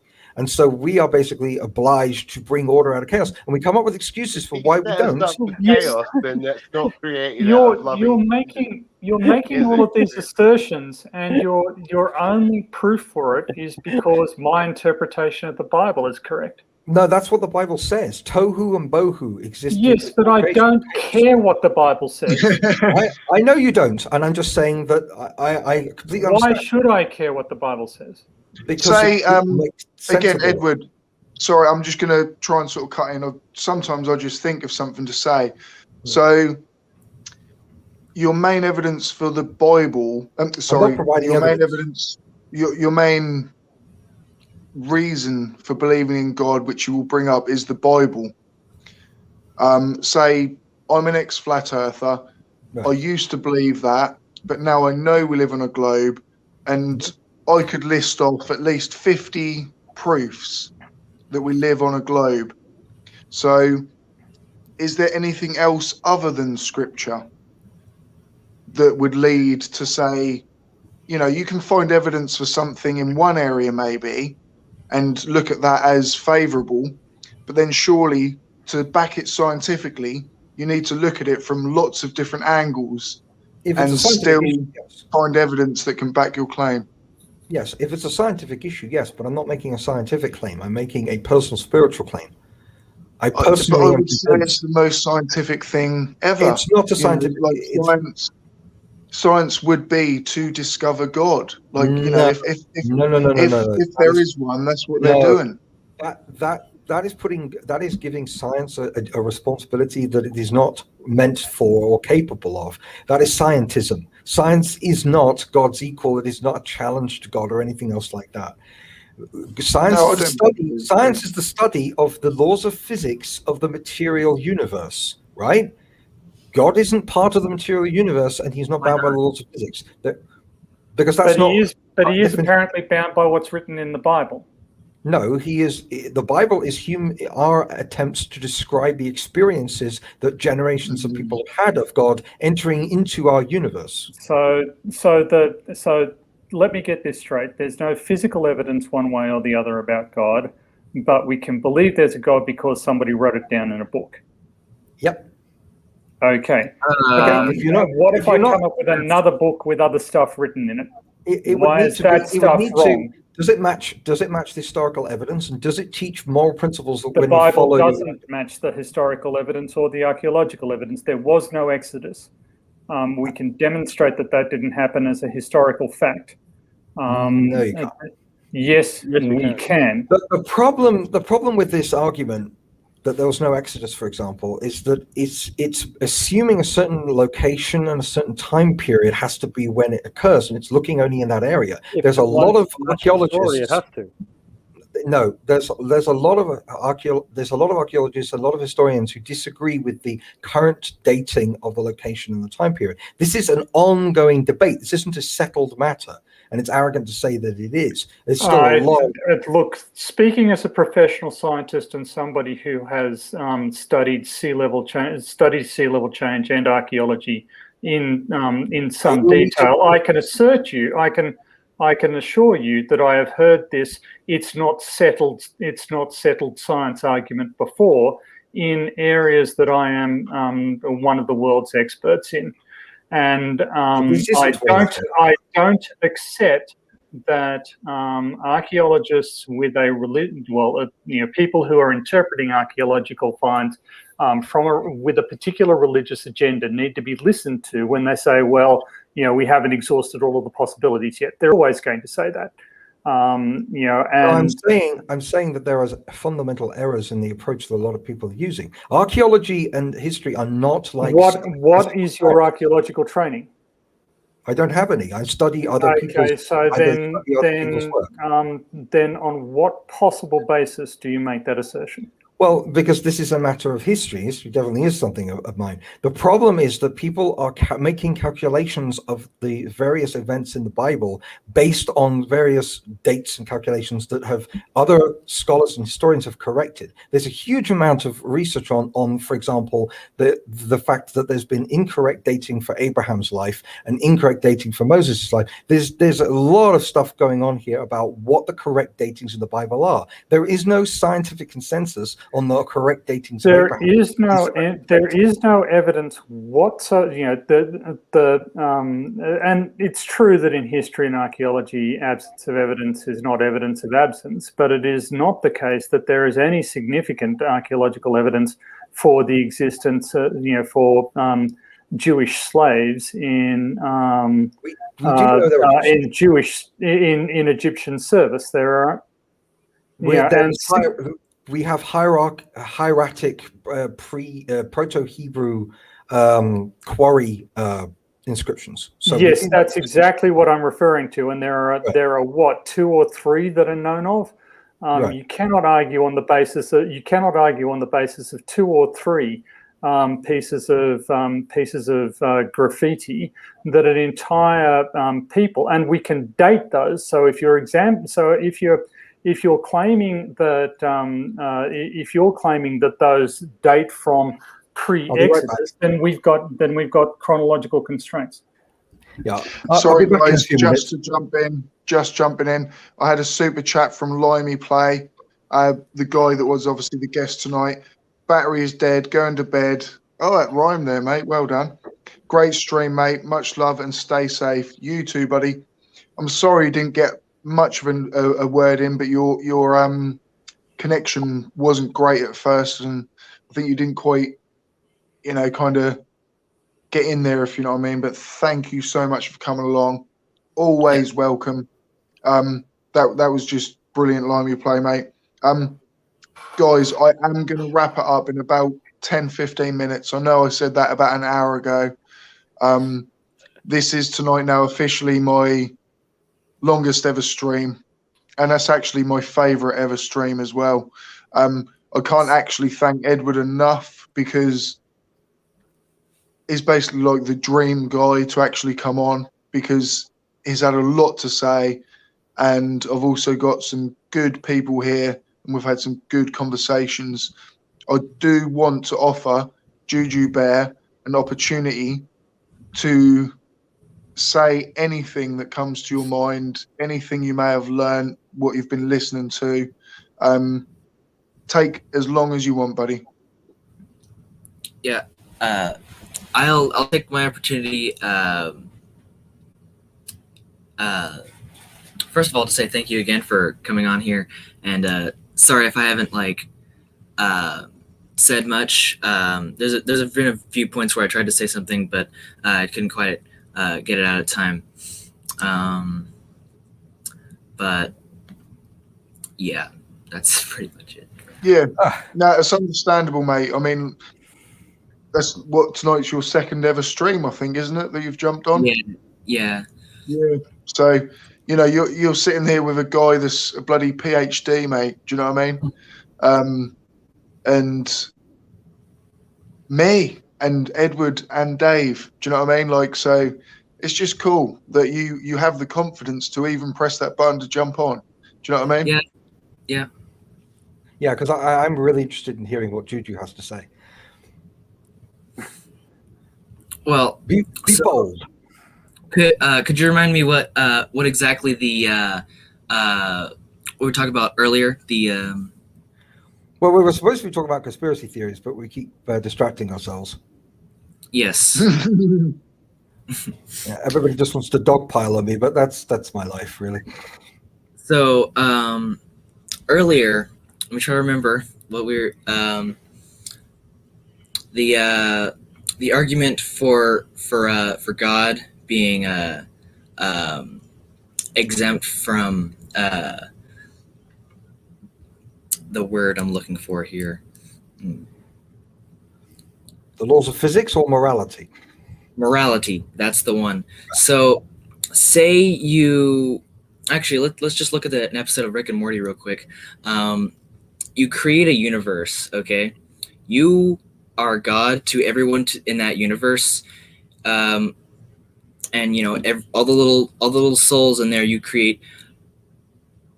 You control those. Do you think it would be moral for you to at one point just like, you know, pull the plug on the little universe creating machine and kill everyone in that little universe that you created because you're their god? So like, do you think that would be a moral thing, or do you think just your god is exempt from morality? Well, there's two main problems with the analogy. The first is that God isn't a human being who happens to be God. God is God. And so you can't say, what if I was God? We're not. We're just a completely different category of being. The other problem is that there's no such thing as death in the sense of your analogy. Human beings aren't. When God kills a human being, he is basically taking back the soul and life force that he granted them because they have misused it. He grants life, and if you don't use it properly, he's going to take it back. That is his prerogative because it's his life force that he is bestowing upon us in the first place. We all have an analogy. Can I ask a question then? No, that's not an analogy. That is literally Christian theology 101. Can I ask a question? Yeah. So during the Albigensian Crusade, at one point, they conquered a town and they didn't know who inside was a Cathar and who wasn't. And the history records that he said, "Kill them all, God will know his own." Yes, exactly. Yeah. How is that an immoral thing to say? And if it isn't, because based on your argument, how is that an immoral thing to say? Because he's not God. Well, yeah, but you just said God, dying isn't bad. No, it isn't. But human beings have no right to take the life of others. That's demonstrably false. I'm talking unjustly. Obviously, don't try to nitpick. I'm talking unjustly. But okay, so but now you're relying on knowing what unjust is. Yes. Which means knowing, so this is the difficulty that you often get into with an institutionalized religion, which is that you say it's okay to do an evil, it's okay to do a small evil in order to protect the institution, because the good that the good that the institution will do is greater than the evil, than the harm done by the evil I am undertaking. This is a common justification, and as the term just in justification and unjust indicates, this is a way that people assess what is just and what is unjust. Yes, but that's evidence of corruption within an institution. Nobody claims that Christianity isn't corrupt because it's made up entirely of human beings. So of course it's corrupt. That's why we need to constantly keep our eyes on Christ and on God, not on human beings. That's why it's not about popes and bishops. Popes and bishops are servants. Right. What is your evidence that God had that you seem to have a get out of jail free card every time an institution does something wrong? It's because the institution is corrupt. It isn't because God hasn't bothered to talk to the people in the institution and tell them that what they're doing is evil and dickish. He did. He did explain it to them. He explained it to them. If you read the Gospels, Jesus Christ is talking to institutional religious leaders, and he's explaining exactly what they are doing. Clearly, the institutional leaders didn't hear, and if God because they're corrupt. That's all. Now you've descended into axiomatic assertions. and circular reasoning, if I may How say. is it circular? I'm describing a historical process. Christ came to earth. He told the religious institutions what they were doing wrong. He created a substitute institution and said, look at the Pharisees and the Sadducees, learn from their mistakes, don't make the same mistakes. And they continue to make the same mistakes because human beings are stupid. That's what happened. That's not circular. That's just what happened. That's just the order of events in history. It's corrupt because it doesn't agree with the. It's corrupt because it doesn't agree with the Bible. What God says is in what God says is good is in the Bible. But the stuff that God does in the Bible is good. But the stuff that the humans do is bad. Even when they do the same thing, even when the human is told to do. Even when in the Bible it says that God can communicate directly with people and tell them to kill people. Yes. Okay. God right, but the problem but God can't communicate directly with people and say, perhaps, don't defend pedophiles. God did. Jesus Christ said that anybody who harms a child, they should have a millstone tied around their necks and dumped into a river. I think that makes it pretty clear he was against. That doesn't address the question. God is on record in the Bible as directly addressing people and instructing them in detail about how to kill individuals and groups. At the time of the first covenant, yes, absolutely. Yes. We're in the time of the second covenant. So it's not doing that again. He doesn't do that at any point in the New Testament. Why not? Because it's the time of the New Covenant. And very simple. So somebody wrote down before this book was written down, this stuff happened. We've no evidence that it happened, but you're going to accept that it happened. And now it looks as though this stuff isn't happening, but it's not happening because it never happened. It's not happening now because something weird happened. And we've gone from the number 1 to the number 2. We're living in the time of the Great Commission. Our Do you understand how irrational you're sounding? No. How is it irrational to acknowledge that we are living in different states and stages of covenant at different periods in history? It's no different to living in different states of law in different governments. So you are believing stuff because it's written down and for no other reason, and claiming that that's rational.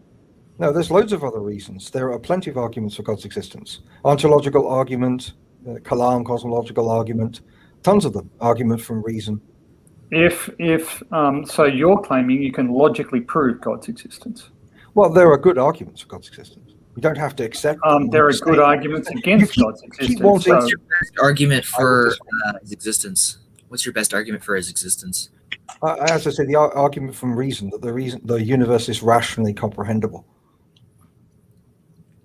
So, if universe was the result of a meaningless accident, why is it that it is comprehensible through a rational process derived from minds which are themselves the product of an irrational process? How can rational minds comprehend a rational universe if everything derives from a non-rational source, i.e. non-conscious? So let's dissect that in small stages, shall we? Yeah. Let's assume that an animal exists that is incapable of analyzing and interacting with its environment in a rational and realistic way. That organism is going to be at a significant disadvantage, and it's going to die out. So the very process of evolution is going to kill out anything, is going to weed out and destroy anything that is incapable of understanding and manipulating its environment to produce systematic results that are to the benefit of the individual. That's not reason. Do you know what the word reason means? I don't think you do. I will. You're talking about instinctual behavior, and you're comparing it to I am reason. not That is talking about ridiculous. instinctual behavior. You're talking about all. animals. You're talking about habitual behaviors which are produced as a result of an evolutionary process and an instinctual process. That is not the same as conscious. No, I am behavior. not. No, I am not. You just Yes, did. We just heard you. No, I am So not. one second. So maybe then just if you want to tell us what you mean by reason, so if we've got you wrong, we can correct it. I've already explained what reason is. It is the logical integration of empirical data. Okay, thank you. Right. It is a When conscious an animal process. walks, is it when an animal walks? Is it employing a learned behavior? It's employing an instinct as well as a No, learned behavior. animals need to learn how to walk. It's not Many an animals. instinct. Many animals don't. Lizards Lizards can walk from the moment they hatch out of the eggs. Yes, humans can't. No, human beings do have to work it out, but they're still working out They what need is to work ultimately out how to instinctual. see. Yes. They learn. They do this by trial and error. They Yes, but that's apply not the scientific merit. They apply the scientific method, and then they master it to the point that they are doing it without concentrating on it. Bit of a reduction in the scientific method, because scientific method also involves things like peer Given that I review. am a professional scientist, I'll ask Yes. you please to not lecture me on what it is to be a scientist or not. Mm-hmm. If I hear a bad argument, I'm going to call people on it. I don't care what your qualifications are.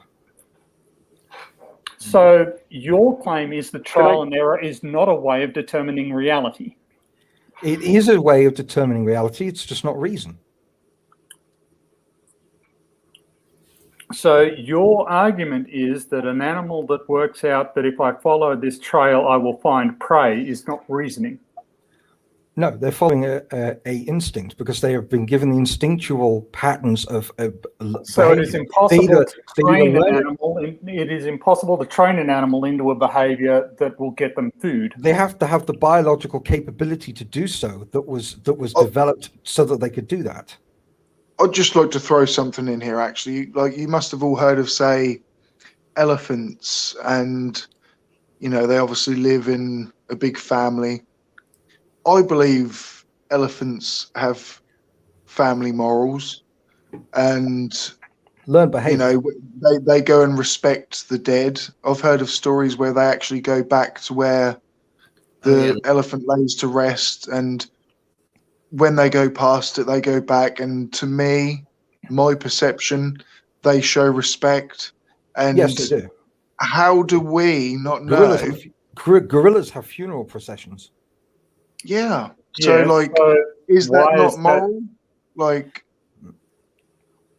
Well, it depends what you mean by morality. I think you're ignoring the point. Is this not an example of reasoning? They're not working it through logically. It's not a conscious. They're not debating with each other. They don't have a conceptual language. If I have a pigeon and the pigeon works out that hitting the blue button is going to get it food and hitting the red button is not, and it starts hitting the blue button, has it not applied logic? Not in the Aristotelian sense, no. It's applied experience. So reason is only Aristotelian. Okay, so by definition, well, most of the time my argument about how animals work is not reason.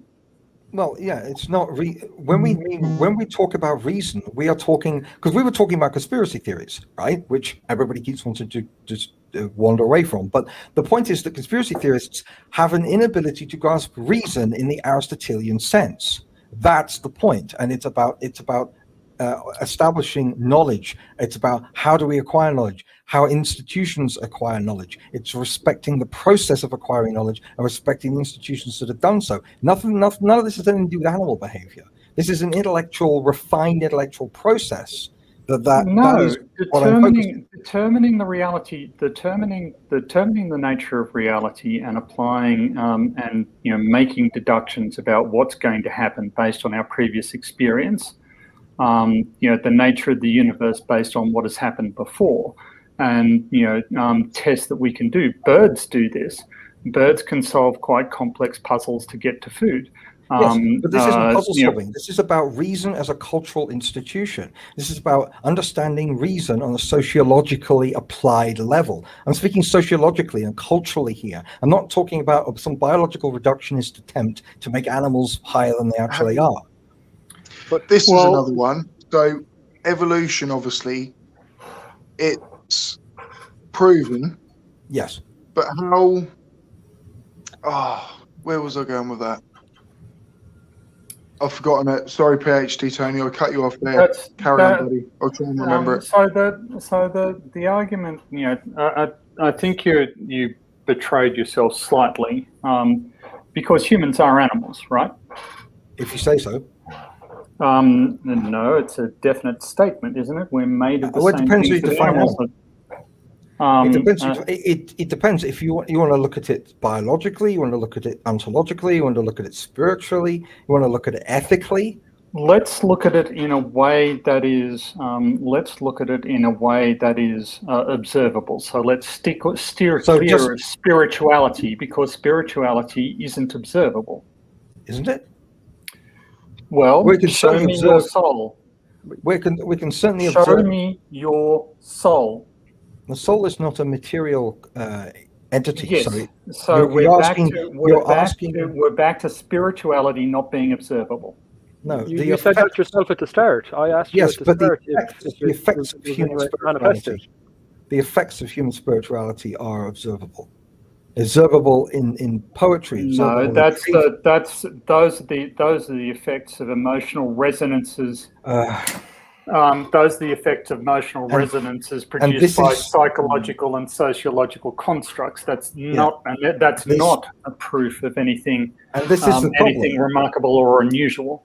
This is the problem. That's biological reductionism. That's just saying it's only because of these factors and we're going to exclude anything else. That's a scientific position. That's fine. But you want to limit yourself to science. That's fine. I'm just saying there's more to human beings than a lab rat. That's all I'm saying. You want to turn human beings into lab rats. That's fine. But I don't. I think that's wrong. Well, given that you can't prove that it's wrong, again, I don't care. Your dismissal of my position is entirely reciprocated. Yes, I don't care what you think about it. So let's stick with. Let's return to my statement of sticking to the what is observable and demonstrable. Why? Because otherwise we're moving into the stuff that you just make up to support your argument. We're moving into philosophy. We're moving into logic. We're moving into phenomenology. You're not moving into logic. Logic requires a set of axioms that can be demonstrated to be valid. If you can't demonstrate the validity of your axiomatic system, then you are on the road to a degenerate and tautological position. Absolutely. But the problem is I just want to say though, how do we know we're more evolved? It's only us that says that. Well, there could be bacteria. There could be like another. More evolved. Yeah, there's no direction to evolution. It's about specializing for a specific niche in the environment and due to competitive pressures. But I mean, we put ourselves on the pedestal. Like, why isn't there a worm god? Or do you know what I mean? Like, that'd be disturbing. Yeah, but it's a valid question though. It is it's quite valid. Well, animals don't have a spiritual dimension to their existence. That's just an assertion. Because they don't. But how do we know any? Because there's no worm god. We have I remember actually having a bit of a debate with my grandma. That was a bit awkward actually. She was like, "Oh yes, animals don't have an eternal soul, but we do," and I'm like, "Yeah, but how do you know this?" And then that's until you have a pet. How do you know that? Sorry, mate. You carry on. Yeah. How do you know that? Especially the more intelligent animals, like elephants and gorillas and dolphins. How do you know that they don't also have a soul and a spiritual existence and a place in heaven like us? You say that we're better. How Well, because we're sentient. How do you know conscious and we're capable of conceptualizing. We're capable of abstract thought. We're capable of creating civilization and science. I just find it ironic that scientists use dogs can dream though. I know dogs that can dream. Is that not abstract thought? There's still disagreement about whether or not that's actually their behavior is due to neurological phenomena or merely neural systems. But so then you asserted that they can't. Well, on my So you can't have that assertion. on my degree, it was basically one of my lecturers said that had been disproven, but I hadn't looked into it because it's not that interesting. Okay, but so then you can't assert it. No, I'm just pointing out that it is not regarded as necessarily true in psychological circles that they can dream. It is just as true as humans dreaming. How do we know? I mean, we are. You can see their little paws going like that when they're asleep. All I You can literally see them going. That's what I said. How do we know that's not a nervous system? We are. As well. We know in the same way that we know what humans, by simply strapping electrodes to your brain and viewing what's going on inside. And when they did that, they didn't find evidence of the same kind of abstract process that humans have. You are making a positive assertion about qualitative differences between animals and humans, and it is up to you to demonstrate it. No, and I'm merely saying that it is citing potentially true. And saying that it is potentially true or it is not demonstrably untrue is not the same thing. If you're going to make that a statement, prove it. Don't project. All I said was that there is a matter of debate going on here. I didn't make an absolute black and white statement. You did. I didn't. I said you that there said are animals aren't spiritual. You said just said that. You literally said animals aren't spiritual. I was talking specifically about the dreaming thing. Don't change the subject. We were talking about whether or not they dream. You said that animals don't have a spiritual life. Am I? Yes. So if you want to return it to the previous subject, fine. But we were talking about whether or not they dream. For God's sake! Don't change the subject. So what you're suggesting is that this entire we asked, how do you know that animals don't have a spiritual life? And you said, well, they don't dream. So, yes, you did make a positive point. No, I said they don't have abstract thoughts. It was Seek Truth that Who was it who brought the animals dreaming into it? Seek Truth dealt with dreaming, not me. Okay. I didn't bring it up. So, can I ask? I did actually bring that up, yeah. But there's many other. But is abstract thought not dreaming? I bring up dogs often. Why? I don't know. They could be all looking at us and laughing, and when they bark to each other, to us, that could be perfect Shakespeare. How do we know? And I know they haven't got pens and paper and writing it down, but, they could be chatting with each other. Well, because we've tested, various species do not have self-awareness. For example, in psychology, I know they're not saying, what did you get up to at the weekend and stuff, but but with various species, they're conscious and they know. They have degrees. Animals have limited degrees of self-awareness. For example, there's the classic psychological mirror test, where you put a mark on an animal and then you put them in front of a mirror, and then if they reach for the mark on their own body, we know that they know that mirror reflection is themselves. Some animals know this and some animals don't. Some animals don't respond to a mark on their forehead in the same way that humans don't. In the same way that humans do. All humans is not in and of itself proof of what I think the researchers are claiming. And I will further point out that for instance, there was a lot of hypotheses about whether or not it was possible, for instance, to teach chimpanzees to tie knots. And it turned out that the problem was that the chimpanzees just didn't care what the humans were doing. Once they succeeded in teaching one chimpanzee how to do it, the other chimpanzees learnt from that chimpanzee very quickly, because what it was doing was interesting. It turns out humans aren't that interested in what humans want them to be interested in, because humans aren't that interesting to chimpanzees. So a lot of these results and your imposition of meaning, attribution of meaning to these results need to be taken with some caution. Yes, it's an ongoing process. All science is an ongoing process. So you're saying the science isn't settled then? I am suggesting that that there are multiple interpretations of what's going on beyond your assertion that animals don't have any spiritual existence.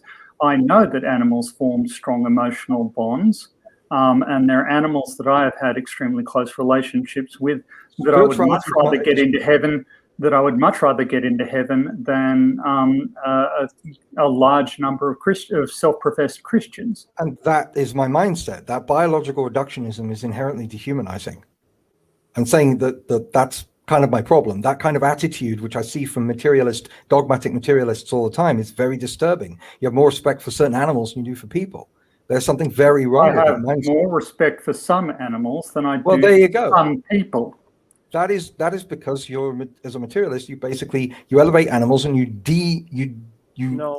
push humanity down low. Only a human being. That's actually putting humans above animals. Like what you're saying is like, I'm saying that when we treat animals as equal as humans. When we do, we end up with PhD Tony's attitude that certain animals are more valuable than humans. And that's why is that not true? That's very disturbing. I would go down the route of we're animals. You know, we are just all animals.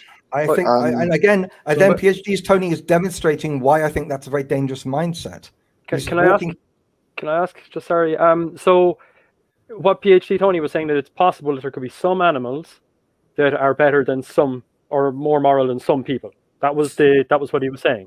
So, if I could find one single human that you agreed with me is less moral than one single animal, then I would prove that what Tony said was okay.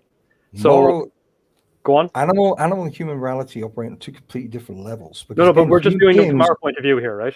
Yeah, but so it's just our morality. Yes, but human beings and animals are two different categories. You can't just blurring the. No, they're two different categories to you. They're not to us. Yeah, well, that's the problem. History shows. No, but that's a problem for you. But we're saying that we don't think it's a problem, and we're telling you why. Well, history says otherwise. If you want to deny the 20th century, knock yourself out. But at the end I don't want to deny anything. History doesn't tell us otherwise. So the atrocities of the communists, the atrocities of the Nazis didn't occur. They didn't believe human beings were just animals. They didn't constantly say that that's all they were. No, they said that some human beings are more valuable than other human beings. Because they saw human beings as biological. They saw human beings as one species. They saw human beings as one species versus another. The human beings in biological species terms.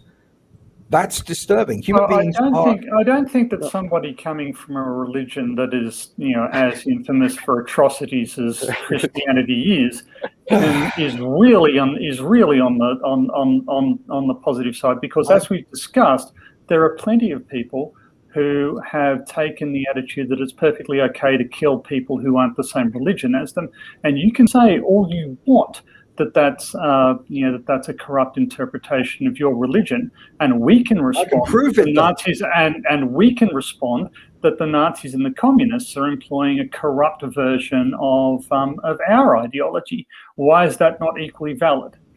Because I have Jesus Christ's teachings which directly contradict those atrocities that Christians have committed. Whereas where in biological you claim to have Jesus Christ's teaching. Okay, that's leaving aside the fact that that's a different issue.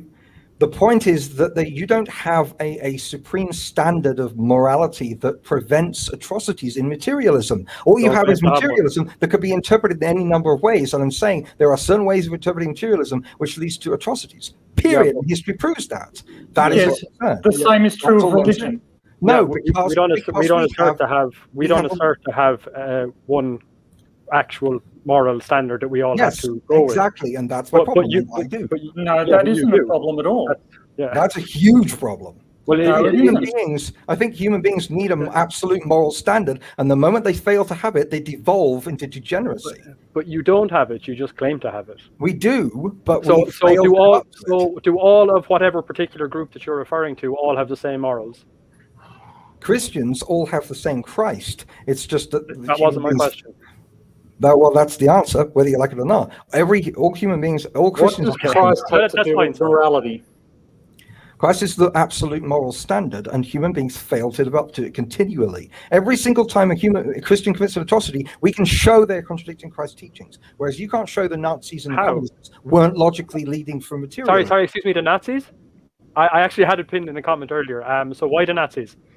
The Nazis were biological reductionists. They were materialists. They basically believed in reducing human beings to mere animals. No, they weren't. Was a Christian. Yes, they were. That was their. Hitler was a Christian. Hitler wasn't a Christian. He was a Yes, he was. He was. Yes, he was. Absolutely. Hitler constantly criticized Christianity. He was a materialist. He believed in a biological reductionist view of mankind. He believed in a racial reductionist view of mankind. Quite frankly, you're making a series of assertions. I'm asserting that Hitler was a racist. I'm asserting that Hitler saw things in biological. You're also asserting he wasn't Christian. You're asserting he wasn't Christian, and he was. Are you saying Are you saying that Adolf Hitler in any way followed the teachings of Christ? In any way? Are you kidding me? He did. Are you this Just deluded? like all the. Are you such anti-Christian bigots that you're prepared to assert something as stupid as Adolf Hitler was a Christian? That is absolutely ridiculous. There's no need to get it's angry about it. historical fact that he was. And He instead put of yelling, Christians in ghettos who disagreed with him. Yeah. Well, I'm coming at this as a complete bystander. I don't know whether he was a Christian or an atheist, if you know what I mean. He wasn't either. So, He wasn't either. If you read the actual biographies that have been done of him, he was a neo-pagan that believed in a providential force in the universe that favored one race or biological organism over another. He had a biological determinist worldview. Read his writings, read the biographies of Adolf Hitler. He was neither a Christian nor I suppose if you're saying he was neither, how can you use that as an argument? Because he was still a biological reductionist. I'm not arguing against atheism. I'm arguing against biological reductionism, as I've been consistent from the very beginning. I'm not against atheists. I'm not against atheism. I disagree with it, but that's all. I'm saying the biological allow me to address very dangerous. your objections. It is true that humans are the product of evolution, but humans are an individual human versus an individual tiger, for instance, is not a stand-up fight. The tiger will always beat the humans. Humans are only good insofar as they form social groups that allow the work to be more efficiently farmed out.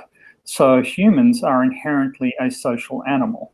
Therefore, humans require the larger the social construct that humans can establish, the more effective humans are, and the more evolutionary benefit humans receive. Therefore, immoral actions that harm social integrity and social fabric are harmful to humans. And they're harmful to the entire race, and humans are engineered to not tolerate them. And this is why antisocial behaviors are severely punished by the social structures that humans erect, because we all understand that if we allow people to go around randomly killing people, that they could decide to randomly kill us. So we decide that randomly killing people is a bad thing. All cultures came up with this rule. It isn't exclusive to Christians. No, it was. Similarly, I'm not straw manning you. I'm explaining a morality. I am explaining morality that does not involve God or Christ. We already know all this. What's your point? Then how can you say that there is no moral compass without religion? I didn't say that. You're straw manning me. You've been doing nothing but straw manning me since the beginning, because you're a dogmatic materialist. I mean, I've been here. You need to learn to develop more respect. You need to learn to develop more respect for people. You need to learn to be less of a fuckwit. Well, there you go. No, Edward, mate, I have been here all evening, and you had been portraying that very thing. No, moral compasses are not derived from religious teachings. I have not said that at any point. I'm saying that you need a moral. I'm saying that the moral standard of Christianity is what is being deviated from when Christians behave badly. That is what I've been saying here. There are loads of ways in which you can derive morality, including from reasoning. I would say that's evidence for God, personally. But being the case, so are we saying then that if it's a good thing, that's because it was Christian morality, and if it's a bad No. thing, that was somebody straying from morality? Is No, that- I'm saying that moral values are absolute and that they are actually determined by God. God made morality. God made the universe, Yeah, and but God we can doesn't behave infer. in a moral fashion. Again, that's judging God by different, as if He isn't God. The point is that That's we can judging God determine. by the thing that he We can created, determine. apparently I we want have to God by and he address. doesn't. I want to address the point Dave NC made. The point is that we can determine moral truths through reason from objective reality. That is the point here. So we don't need a God. No, Yeah. we don't need a God for morality. We need God for to be one with God. We need to know God. That's all Christianity is saying. To be one Why with is God, being to one with know God God. good? Yeah, Guys, I'm gonna end the stream now. It's been 3 hours and 30 minutes. It's been amazing. It's been my favorite ever stream.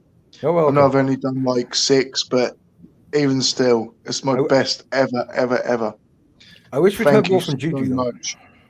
What I'm going to do though, because Pixel Domination said time to change the subject, but what I'm going to do obviously is give everyone 2 or 3 minutes to just, either shill something if you want, or just, give a last few moments to just sort of say what you may have got from tonight or feel you want to get off your chest.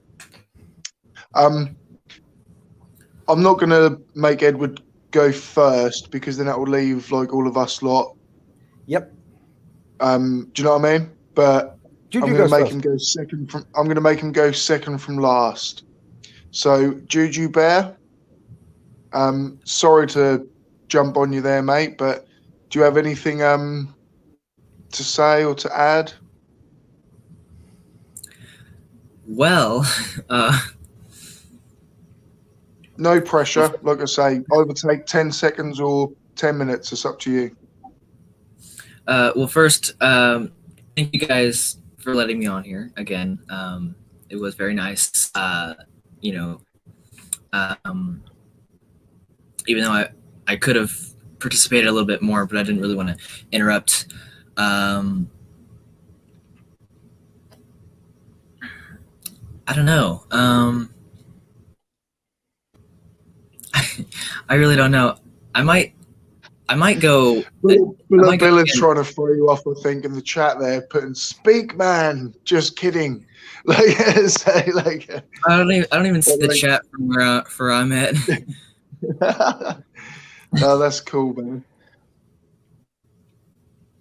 No, I think I might want to in a minute. Do you believe in God after tonight?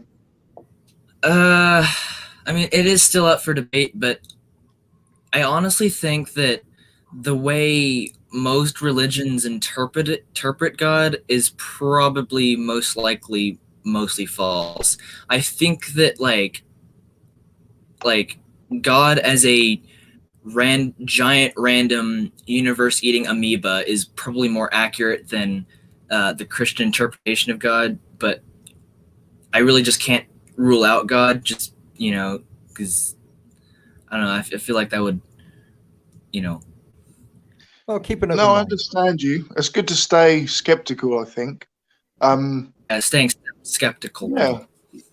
Because Yeah, I haven't observed any evidence, but I've like read about coincidences that are kind of odd, and obviously Well, like the fine-tuning argument, for example. yeah. I recommend going into the fine-tuning argument. That's quite interesting, although that's not my area. Okay. But yeah, that's pretty much it for me. Sorry I came in kind of late. I was a little busy. Oh, That's also, okay, man. when's the next stream? Because I feel like I could I would be able to participate more if I was like if I started at the beginning. When's the next stream going to be? It's going to be in 2 days' time. I'm glad you mentioned that because I would have actually forgot to shill it out. 2 days is my birthday. Oh, okay. So 16th of February. Yep. So it's February the 16th. I'm going to be streaming UK time between probably 6 and 8. So I'm not sure, 6 p.m. to 8 p.m. So I'm not sure what that time is for anyone else, but because it's my birthday, I'm going live then. So F everyone else. Do you know what I mean? Like, but yeah, you've got an invite. So as Dave has already got an invite as well, actually. PhD Tony, of course, welcome along. Anyone, like I always have my stream thing at the top there. So, but I never want to get on more than 5 or 6 people because I think no one gets a word in edgeways, basically. But thank you very much, Juju Bear. Dave you. MC, mate, are you there? Yeah, man. Yeah, so first of all, even though I completely disagree with you, Edward, fair play. There's a bunch of us here again, you know, and arguing against yourself. So I respect you for sticking around and for, you know, trying to address us back when we were we'll say addressing you or whatever. So yeah, fair play for that. As I said, obviously though, I do completely disagree with you, but well, that's fine. You were very reasonable about it. So as long as people are reasonable, I don't care if you disagree with me or not. Cool. So yeah, other than that, as I think we've mentioned every one of the Seek streams, so sorry Seek, we're kind of stealing your stream a bit for this, but myself and Seek are hopefully setting up that debates channel. It's very, very soon, I promise you. Yes. So we're saying when we get to 100, we're up to 89. Actually, yes. So, Come on, there's 30 people in here. I guarantee 11 of those are not subscribed. Dave, can you drop a link, please? I certainly We've got can. to get to 100. Now. I've now lost the thing. Oh, here it is. And there's the link in the chat. So, yeah, so hopefully we'll very, very soon. And other than that, I'll stop talking and annoying people because this has been very long. It's great, but I need to go to bed. I'm up soon for work.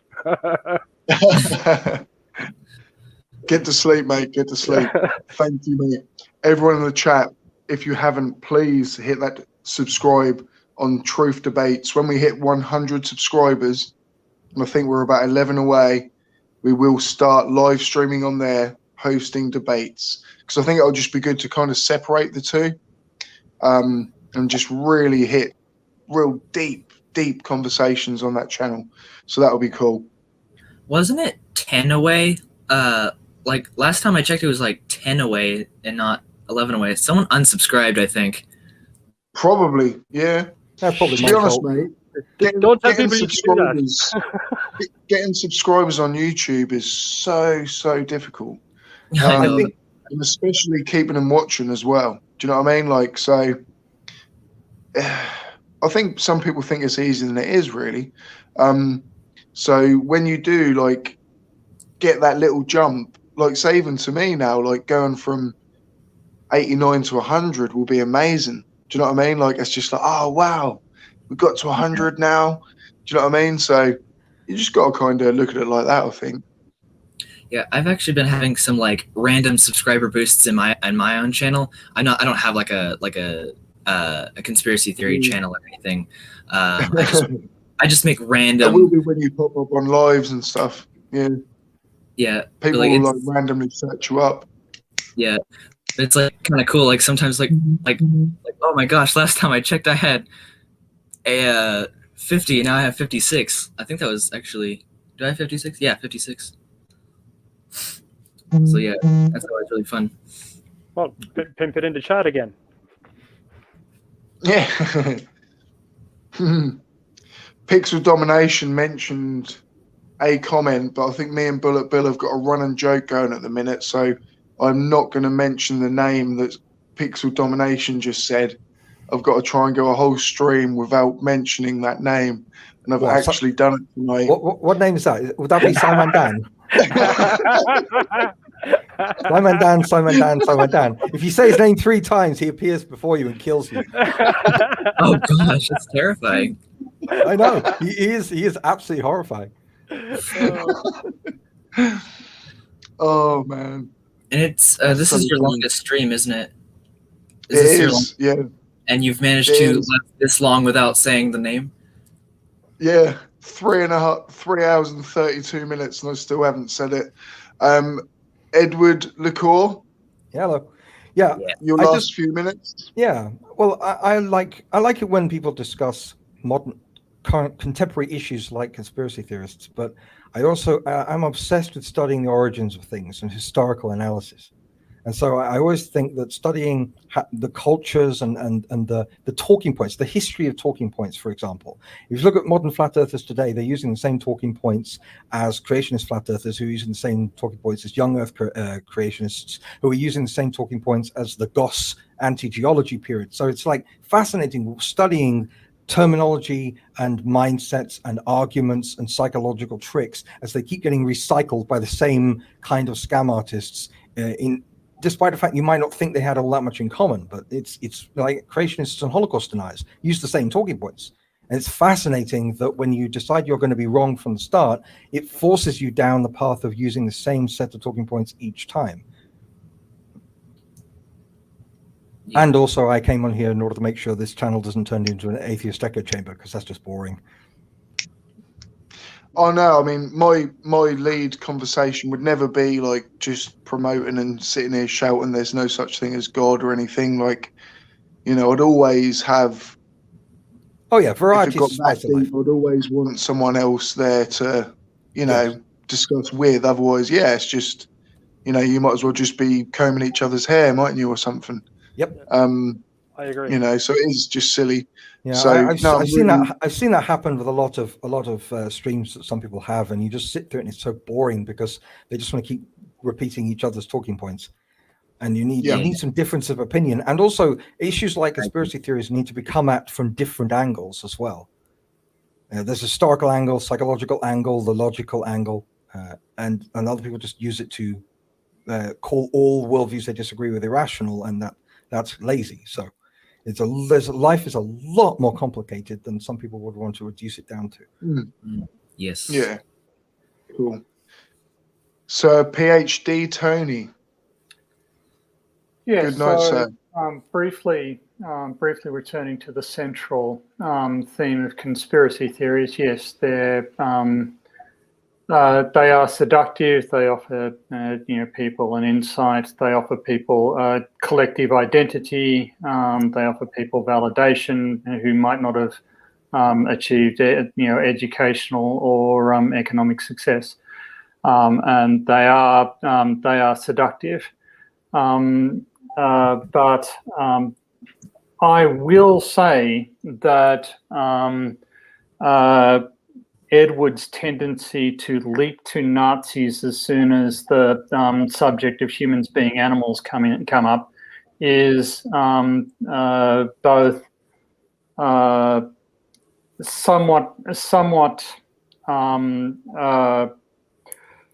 somewhat revealing, I think, because it suggests a moral intolerance. And if you want to believe, that's fine. If you want to have faith, that's fine. I don't mind. I don't care. You can go and have your beliefs. But as soon as you start telling me that people who have different beliefs from you are evil, or people who have different beliefs from you are inferior in some fashion, then I'm not, that they have to believe the same with you in order to achieve religious validation, then I'm not going to follow you there. And I don't think that those assertions should be being made by anybody. I mean, just a quick one, actually.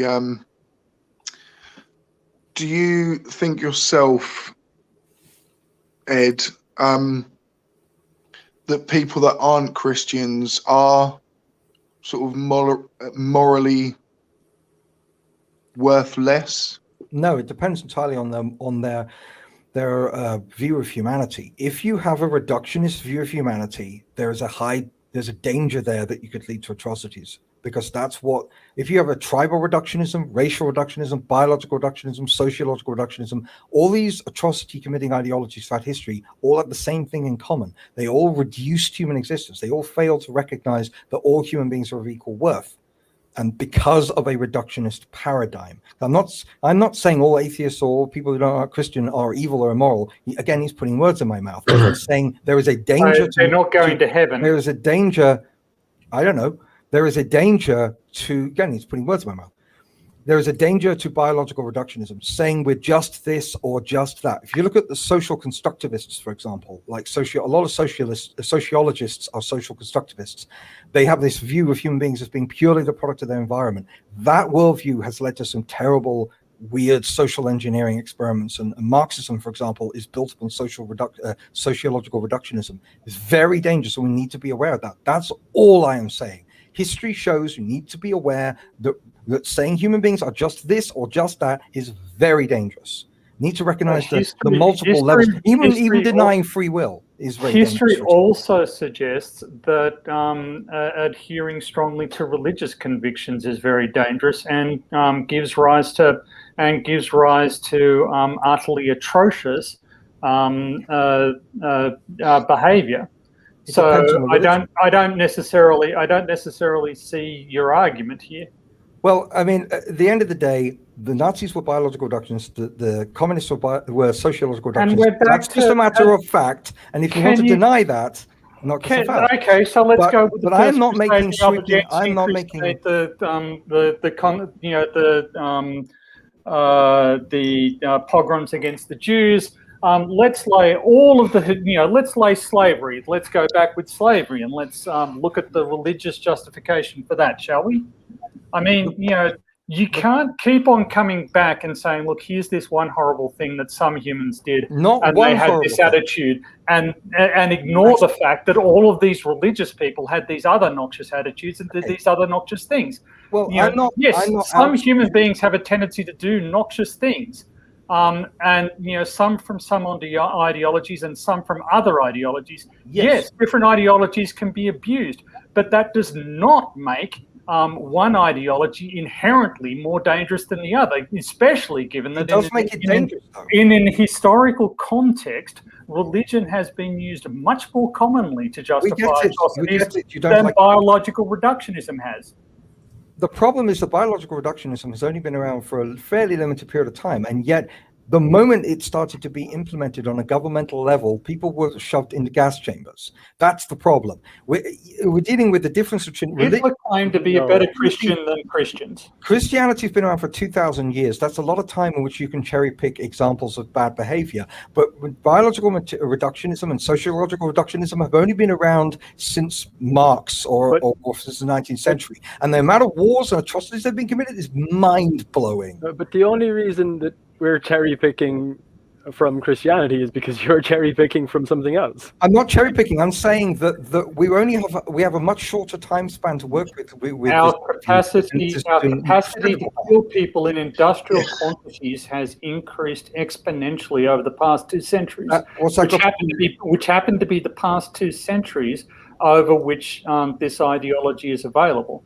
It is not the case that there have been no religious wars in that time, or no religiously motivated. Okay, why do you keep going on about religion? I'm talking about the actual application of a reductionist worldview. I know you keep wanting to make it about a general smear of all the religion. I'm talking about a specific problem with a reductionist view of mankind here. I'm not bashing atheism. Except that your claim that it is associated with biological reductionism is unsubstantiated because it occurs in other circumstances. Other people do exactly the same sorts of noxious things to uphold their religion. I'm not denying that people do lots of bad things for lots of different reasons, but the 20th century the last century was a particularly horrific example of one particular mindset. Yes, coinciding with the invention of the machine gun. It's got nothing to do with the thermonuclear weapon. They would have found aircraft. No, that is completely irrelevant. They would have found some other ways. After all, the Mughal Empire killed 80 million Hindus, and that was before the Industrial Revolution. You can commit atrocities without technology. Ed, sorry, mate. Like someone commented, this is the best wrap-up ever. It was almost becoming another stream in itself. So I am gonna have to call it a night. It's 10 to 4 a.m. where I am right now, and I'm getting quite tired. Okay. This honestly has been an amazing stream. PhD Tony, I'm so happy you clicked on there, mate. Always welcome to jump on. More than happy to have you on. Thank you very much for having me. My pleasure. No, it's been my pleasure, mate. Honestly, I just want to absorb you guys, like even every one of you, Ed, everyone. I just want to absorb what you guys bring to the table. Do you know what I mean? So thank you. We're at 94 now on the Truth Debates channel, and I think actually the guys here, I mean, obviously I don't know if you'd be up for it, Tony, or Ed, but maybe carry on the discussion further another time. No putting pressure or dates on either of you right now, but if you did want to do so, get in contact with me. I just think you're both very welcome on the channel. Put it that way. We're both clearly quite passionate. So perhaps a more structured, structured. I'd love to watch it. I'd love to watch a debate between you two. That would be really entertaining. Yeah, that's what I mean. Like, that's why I actually really am loving what I'm doing at the minute. I prefer this, to be honest, to actually making videos. I seem to learn a lot more at the minute doing this. If you know what I mean. So I think I might go for a good little patch actually at the minute, just inviting people on, obviously going over to the Truth Debates channel and just going from there. Like, Flat Earth to me now, being an ex-Flat Earth as well, I spent a year debunking it. I can't keep doing it, guys. Do you know what I mean? I had this last series of flat Earth debunking videos, and it's just really hard to get up the enthusiasm to actually produce them because it's so boring. Yeah, well, that's why I thought I'd come at it from a different angle and just look at it more historical and psychological. Because Crafty Keeler also does a series of psychological and sociological analyses of how conspiracy theories work and what lures people into them. That are also quite insightful, so they may be worth checking out. Yeah. Oh, that's cool. Thank you all, everyone. Ricky Bell, Dave MC, of course, absolute legend, buddy. Thanks for coming along. Pixel Domination, Flat Turd, you're always welcome on the debate channel. Everyone check his channel out. 9 O'Clock Hero, Rob Roy, Don Jezza, Heat Shield,